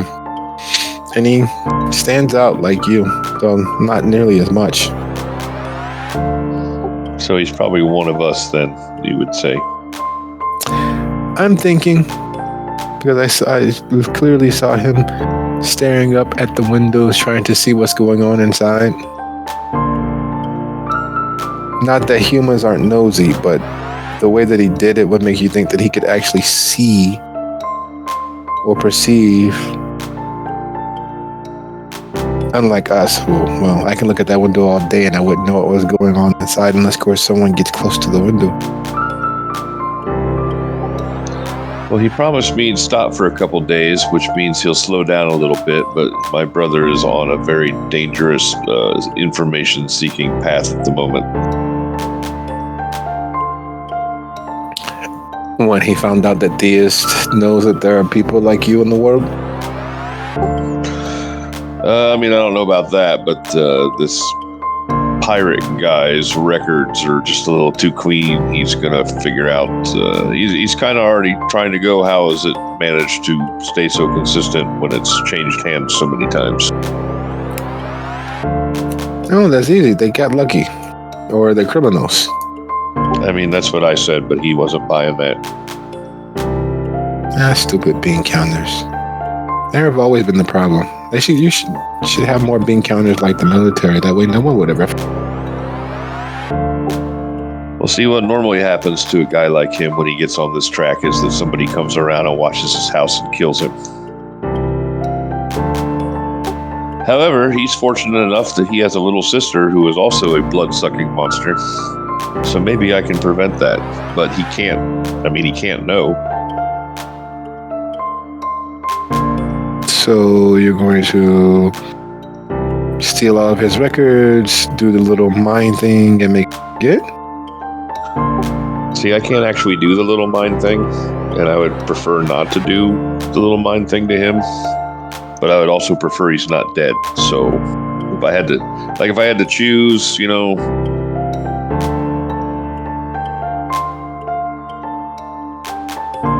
Well, most things are better than death, though, of course, maybe not. No one's come back to complain. But can't Lucio do the little mind thing? Yeah, or Hestia, either one could do the little mind thing, but I would rather just dissuade him from the course and before he gets to the end of it, if I can, and leave his brain intact. Well, the little mind thing leaves your brain intact. You just think that you had a better idea. At least according to Arsenio. He says that he's watched a few people get whammied and then they go on with their lives. Yeah, to be honest, I don't have a lot of experience with that. I'm good at playing with people's emotions, but not so much their brains and memories. So, well, maybe it's time you talk to Lucio or Hestia to make sure that they can do the little mind thing because it's too far gone. A little bit of a before it needs to be a big bam bam. well, see, that's what I'm trying to do by dissuading him that he's just crazy or he's jumping at shadows because, not everything needs to be jackhammered. Sometimes you can tap it in lightly with a hammer. I see. And he's related to you, right? I mean, I've taken that into account. And he's related to your mother, right? I've also taken that into account. I realize it's not going to be easy, but... And he's just survived a brush with death, right? Well, I mean, it's, I could give him my blood and bring him under my protection, or I could watch him get killed, or I could scramble his brains, or I can talk him out of going down this path. None of these choices are good.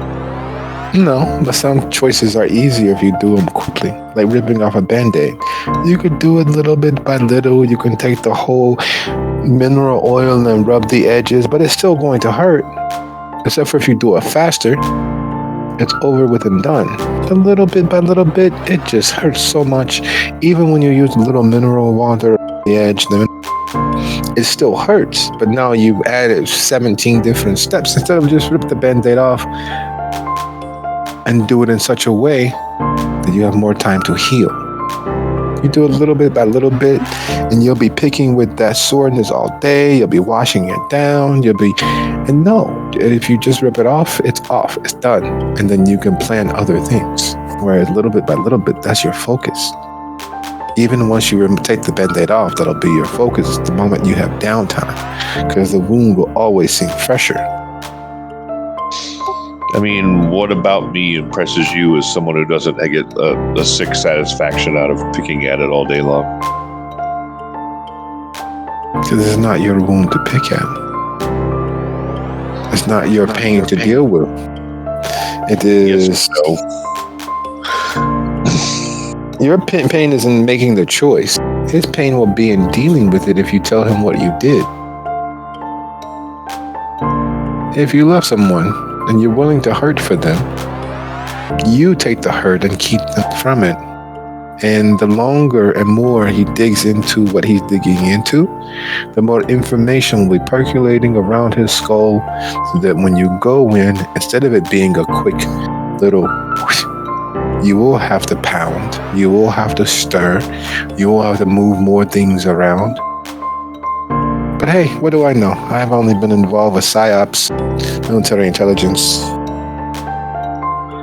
Yeah, you're smarter than me, I get it. But here's the thing, the name of his firm, I'm pretty sure one of those names I recognize. I think there's already some vampiric fingers in his life besides mine, so that's not good either.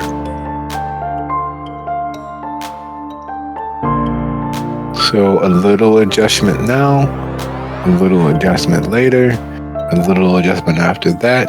It's like resetting a bone so that it heals the right way, and he's free of your fangy friends, and he's free of the fangy friends he's already made. Maybe, but right now I've got him to give me 3 days to look into this shit with the pirate.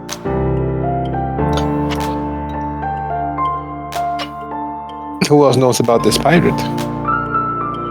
Well, Hestia brought it to me originally, so it's a friend of hers. Oh. That's funny. What, that she knows pirates? Because I'll admit that is kind of funny. The idea of little 4 feet 9 Hestia with Jack Sparrow. Dude, that chick's got dudes coming around all the time. I don't know. She's like whatever the female version of a player is, I think. Oh, it's still a player, but that's to be expected. We have our wiles and our ways. Of course, I keep seeing Johnny Depp with Hestia over his head. I've got a girl with butt. I've got a girl with butt.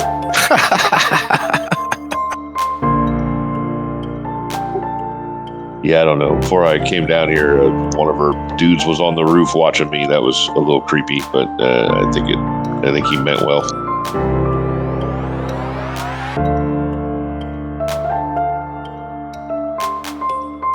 No, you're not going to skip over this. So Hestia has a stalker on the roof.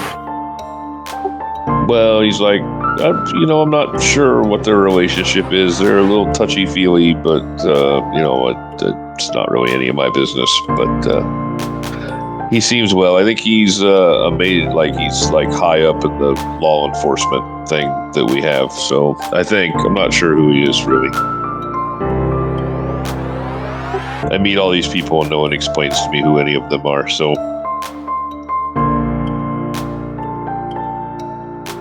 You need to keep better notes. Well, I'm keeping a good tab of everyone that I've beat to death, so, that's a start. No, that's just a notch on your gun.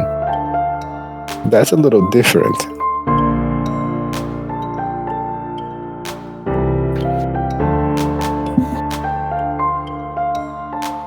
But anyway, I don't want to talk about that. So they went to bed. I was going to go home. You're welcome to come with me or do it. Your life is your own. I'm not, like your owner or anything. Well, I still do have a bag of crullers. That should get me to just after sunrise. If I eat slow this time. You should go talk to someone who's not me. Not everybody's as quick on the uptake. And I know Arsenio was unpacking boxes. He was complaining about all of the boxes the girls brought. Yeah, I heard they were going to move. Like all of them. Yes, not one of the best ideas I would have had. Do you know how much mess college-age girls can be? And hello. It seems sexist, but it's true. Even me, when I got back from basic, I had far more boxes of things. But that's because we're neater by accident. We put things in boxes and they're everywhere. I didn't have boxes, I used totes, but same idea. I live at Loyola. Yeah, but those are girls with money. Yeah, that must be horrible. Hey, I could hook you up with my brother if you want. That could be interesting. He's got some sort of Heidi Fleiss DoorDash thing going on. Who's Heidi Fleiss? Oh, never mind. That's, I guess, before your time. To be fair, it's before my time too, but I lived in California, so.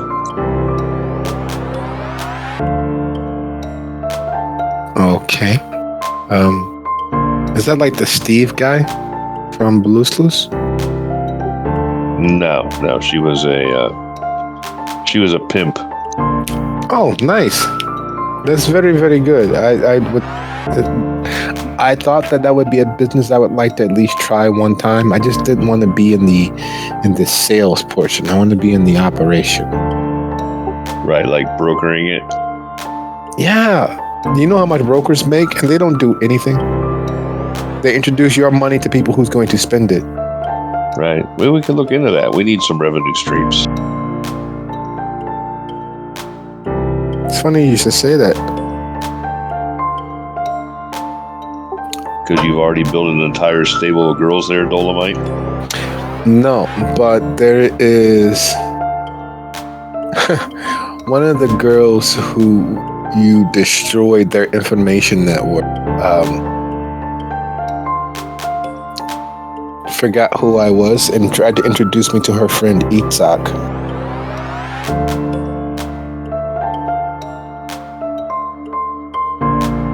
Okay. I'm not sure who you're talking about. I've destroyed so many people's lives and hopes lately. Well, everybody's got a hobby, and this is clearly yours.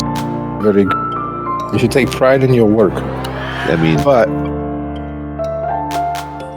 Isaac's a little Jewish guy with he's missing a finger, but this doesn't happen often, but he was attempting to size me up. And he mentioned that if I should need some of the red stuff, that you'll come looking for him. I think that he may be a drug dealer. that's a strange thing to say.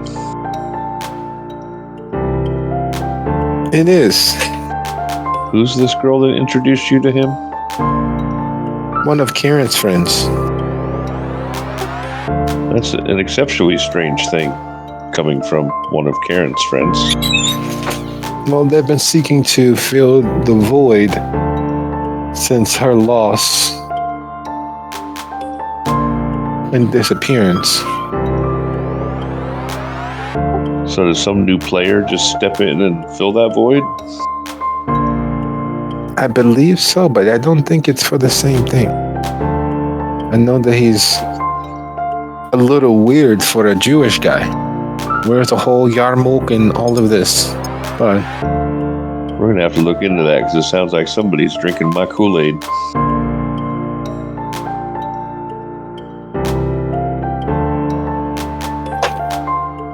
well, the best flavor of Kool-Aid is red, so maybe.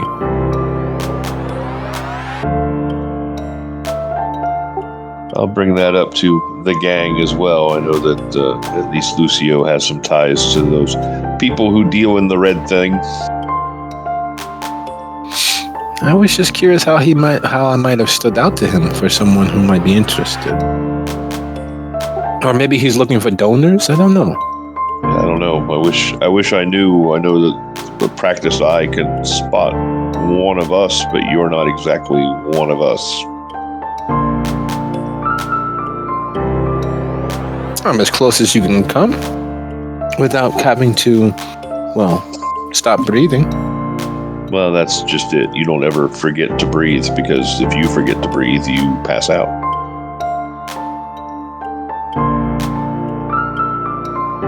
You make it sound so very, very attractive. but I will watch Dale and Tawny,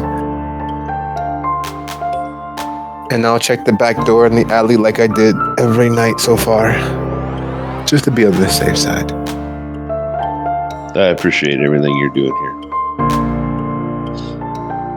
These two, if I lost those two, it would probably, as bad as I've been, I would be worse, I think.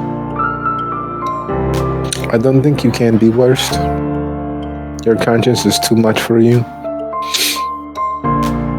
You do something silly and then you need to go crawl away for a week, and it would stop you from doing something else silly, and then you do something silly and you crawl away for a week. So it'd take forever for you to fall into the pits of despair where you would do something truly horrendous to a non-monster. I mean, it's a cycle. Well, you know what the crazy lady on YouTube was saying. Just stop the crazy, just stop the insanity, or whatever she was saying. Some old commercial from the 80s.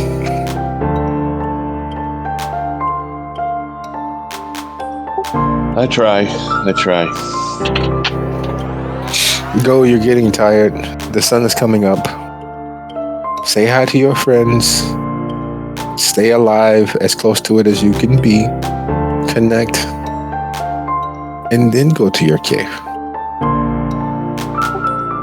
You don't overwork yourself. Maybe get like a real meal or something. You can't eat all this shit out of bags all the time. Oh no, I take it out of the bag. You know what I mean? Yeah, I know. But the taco joint over there up there off of Tui, well, no, Western, is not that bad. And it's technically on the way home because I can shoot over to Western, take Lincoln down to Western, hit the taco place, and then take Western down and shoot to your apartment. I'm just saying, if I tell Mom you're out here, she'll drag you in and make you eat soup or something. You wouldn't do that. Are you so sure? Yes, because, and she pauses and looks at her iWatch. Yes, because Tanya should be sleeping either in the recliner or in the guest bedroom already. It's just frightening. I'm glad you're on my side. The devil's in the details. Dealt with far more than my fair share of devils. I mean, despite the horrible ramifications of what I've exactly done to you, Vivi, I'm glad that you're not hunting me. You didn't do anything except for, well, make me stop thinking I was going insane. You stopped my headlong rushing to nothing. You know that if we had not met, that there was a very good chance, and there still may be a chance, that I will not be a year older.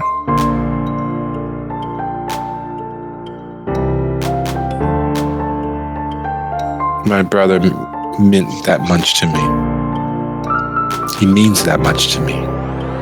We need to get on that. Go ahead. No. As soon as I find him or what happened to him, I will, just so that you are aware, go even more insane than I already am. At least for a little while. I think I can handle you. But, yeah, I'm pretty sure I told you that I had maybe a lead on that, but we need to tread real lightly on that. I am very much am. I borrowed one of Lucio's sister's cameras from their apartment when I helped them pack up. And it is currently watching the person you say is Gricio's apartment compound at this point, actually. We'll get to that eventually, I promise. I'm very patient. I don't mind going insane just a little bit slower.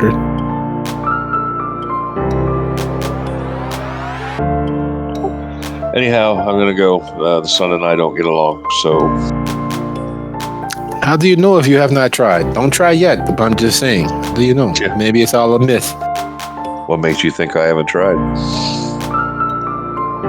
You're not burned like Lestat. I mean, everything heals. I hope so. And as she says, I hope so, we turn our gaze back to the shelter as they are... So, what is the plan again?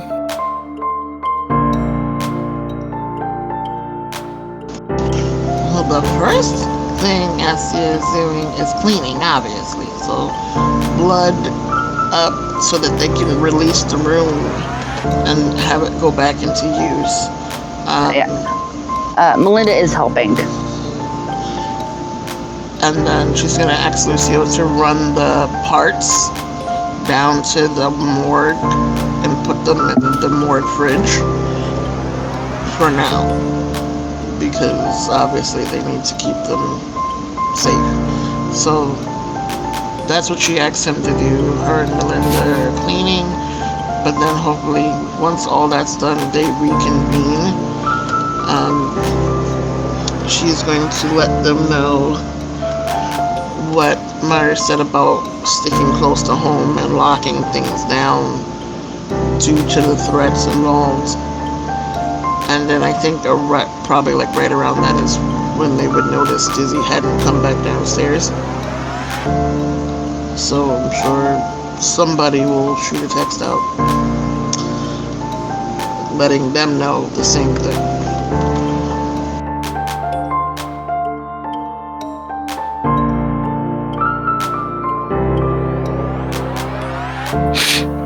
Okay. Well, with you all, well, if there is one of you all that fires off the text, and with the grit and grime and the globulous pieces of cerebral matter completely removed from the floor, the thick viscous vitae of Mama Waldy that had stained into the floor scrubbed up as best as possible, and with the experience that both members of the Tremere have with removal and remediation of blood, they know that using peroxide is by far the best way to make sure that there isn't any blood or blood-like vitae stuck or sitting there to be smelled, inhaled, and potentially found by anyone else later. The acquisition team from Sephora, the blood trade, were surprisingly good at getting the vast majority of the vitae and physical matter cleaned and cleared away, preserved what they could, and the rest ensuring that it wasn't as easily noticeable as what it was. The last remnants of one of the higher ranking members of the disco, one of the priestesses of the Bahari, Urzuli's right hand, and when it comes to running the disco, Mama Waldy in no continued existence. And then there's Blue and the Dawn, and the idea that for each other over the last few weeks, you all have risked much. You managed to directly and indirectly destroy much, and with the restructuring of the Tremere, with the ascendancy of the Tremere to an actual primogency, with the rumors of troubles in the Steel Garden Chantry of Gary, with the rumors and understanding as to just how bad the spiritual manifestations and jailbreak of the Golgotha Chantry, compounding all of the personal and weighty issues circling around the shelter. Is there anything else that you two discuss in the as Lucio steps away to make sure that the part is properly destroyed?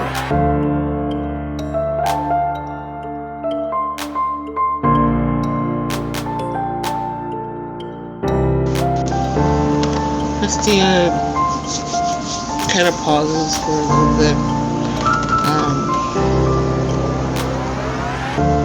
and then stops what they're doing mid clean, or when they're, I guess, almost done, and she just kind of sits on her haunches and looks at Melinda. As much as I hate that ghost, he wouldn't say things that wouldn't hurt. And I know he was trying really, really hard to hurt you with what he was saying. So why don't you tell me what it is that he means by what he said?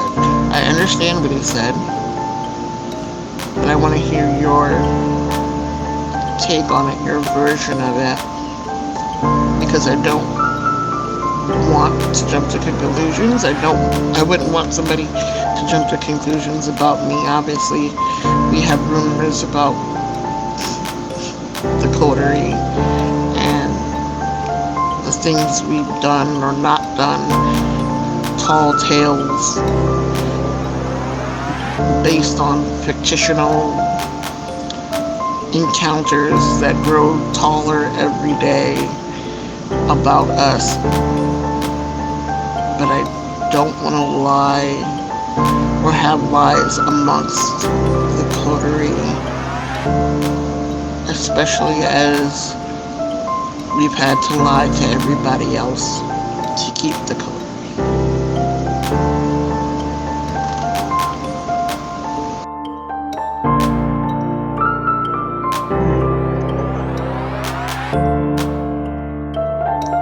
Just a second. There we go.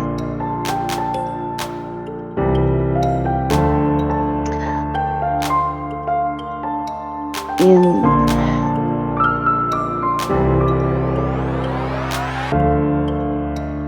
El Paso, when we know things are bad, when people are kindred are disappearing and foreclosures, and it was, you do your best to survive, not to bring attention to yourself. And when the Inquisition they lit their fires hot and loud. And there wasn't much time to save everyone.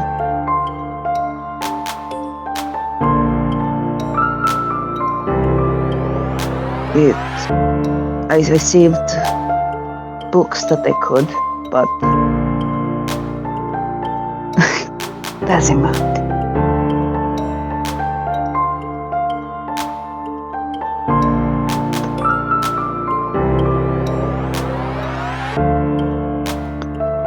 But I had I have two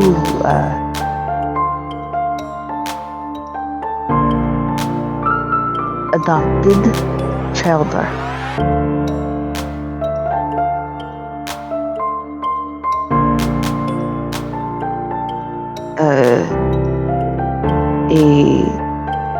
A gangrel and duskborn.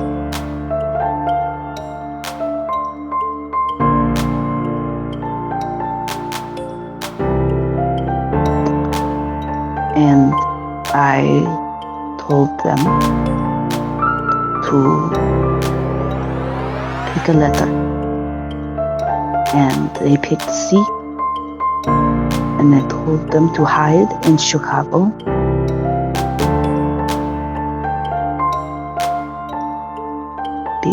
And to make it hard for me to find them. Because if I couldn't find them, the Inquisition couldn't find them.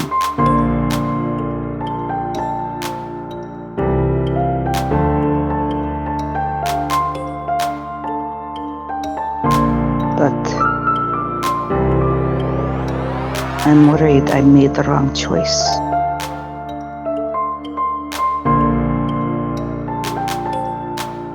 I've heard the coteries view on the thin bloods, and I worry what that will mean for Adriana. And I worry about Joel.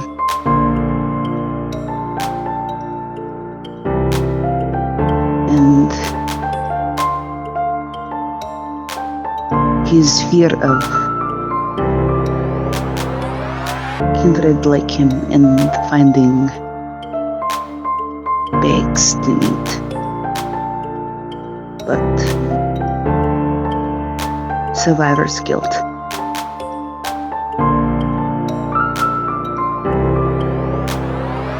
That's really what it is, Hestia.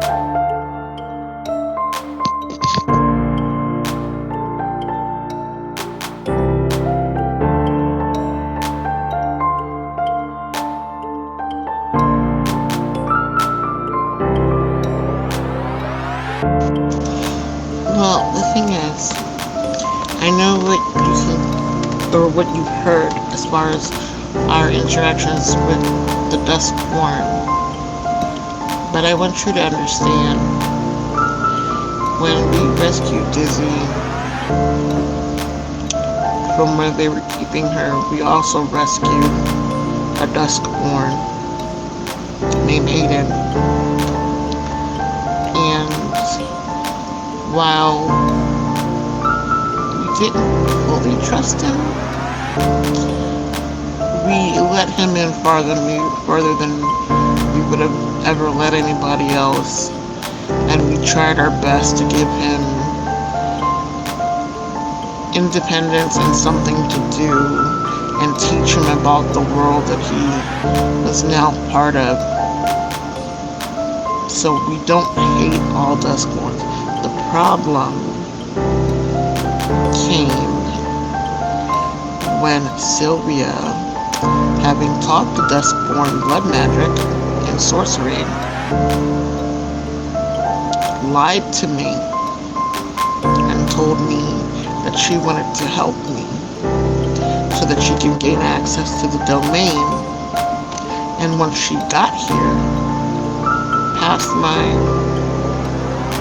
security and past my trust, attempted to kill me in my own haven.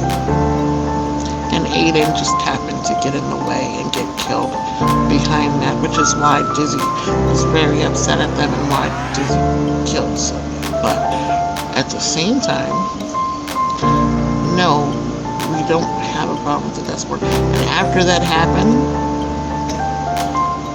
I staked Sylvia and had her in the morgue, hidden away. And they sent their little Duskborn army to try to get her back, and we gave them chances to leave. I warned them I would not let them past me, and we would do what we had to do, and they decided that they had the upper hand because they had the numbers, and we do what monsters do and decimated them. So now they're scared of us. Now they blame us. Now they think we're hunting. And that was never the plan.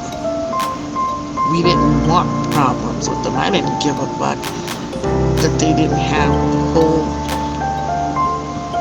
blood of being vampires. I don't believe in that silly fairy tale about them being the end of times. So what problem would I have with something like that? But you bring trouble to my door, you're getting trouble. That's all that is. I told you I will fight for this place, and they just got in the way. So I don't know who your Duskborn is, and I hope they were not part of that group. I sincerely do. But I would never intentionally hurt somebody that didn't mean any harm. I hope you understand that. She texted me from someone's phone, not her own, that they were safe.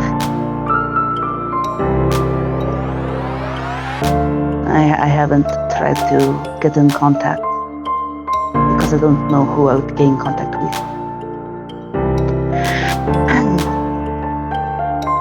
Adriana is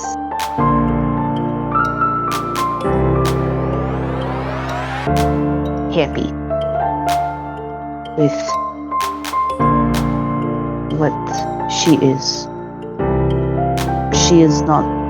If she is with the army, it is because she would blend in, not ideology.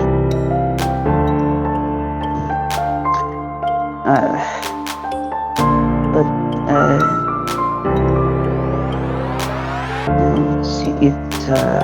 she is a good girl. She looks like you.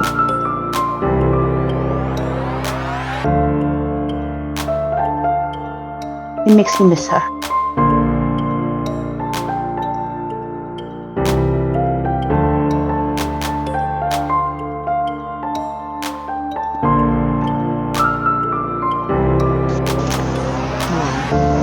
Hopefully they stay hidden and they stay safe. I know the leader of the Discord in the city. We're gathering them up and moving them out, but we haven't been back to check whether they have or not, so who knows? But Joel is who I really worry about.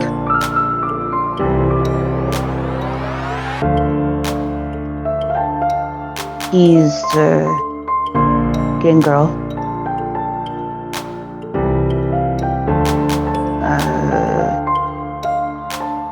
He was blood bag.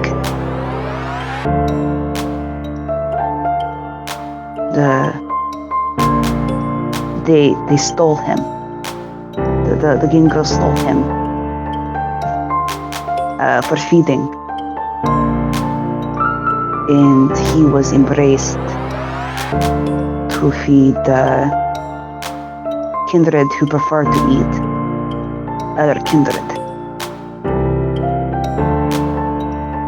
And before they embraced him, they rip out his tongue, so he can't speak.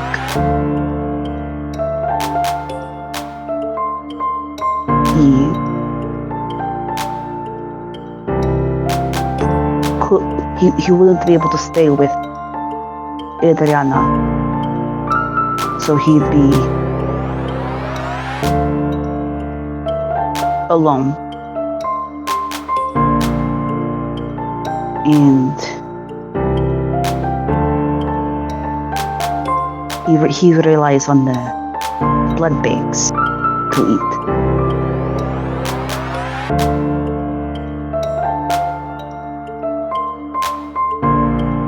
He's a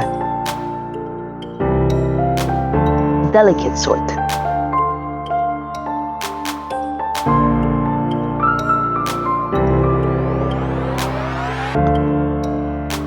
You know? I get what you're saying. The thing is, isn't that what you do? You find things in people? So if you really wanted to find them, couldn't you find them? Yes, I told him to make it hard for me. Well, If I can't find them, yes, I can't find them.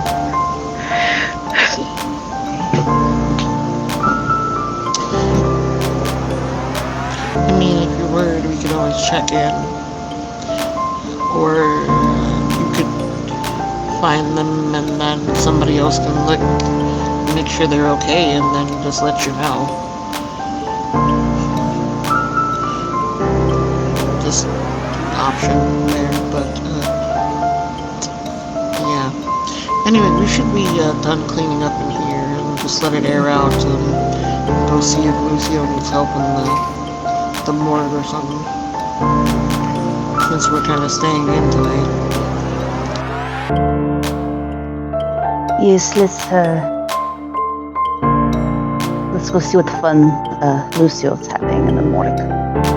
And as you all leave the now cleaner area, make your way down into the more hidden aspects of the shelter, the haven.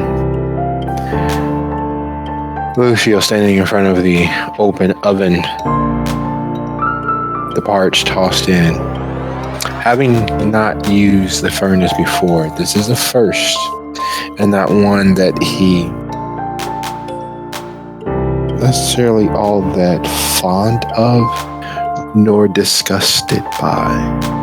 There is an undecided aspect to watching the fire inside. There is very much the fear of the beast and the illumination of just how a body, even a kindred one, breaks down to nothing in all of that heat. With that moment, with that vision sitting before you all, I'd like to thank you all for a lovely session, and I'll see you all next week. Good night, everybody. Good night. Night all.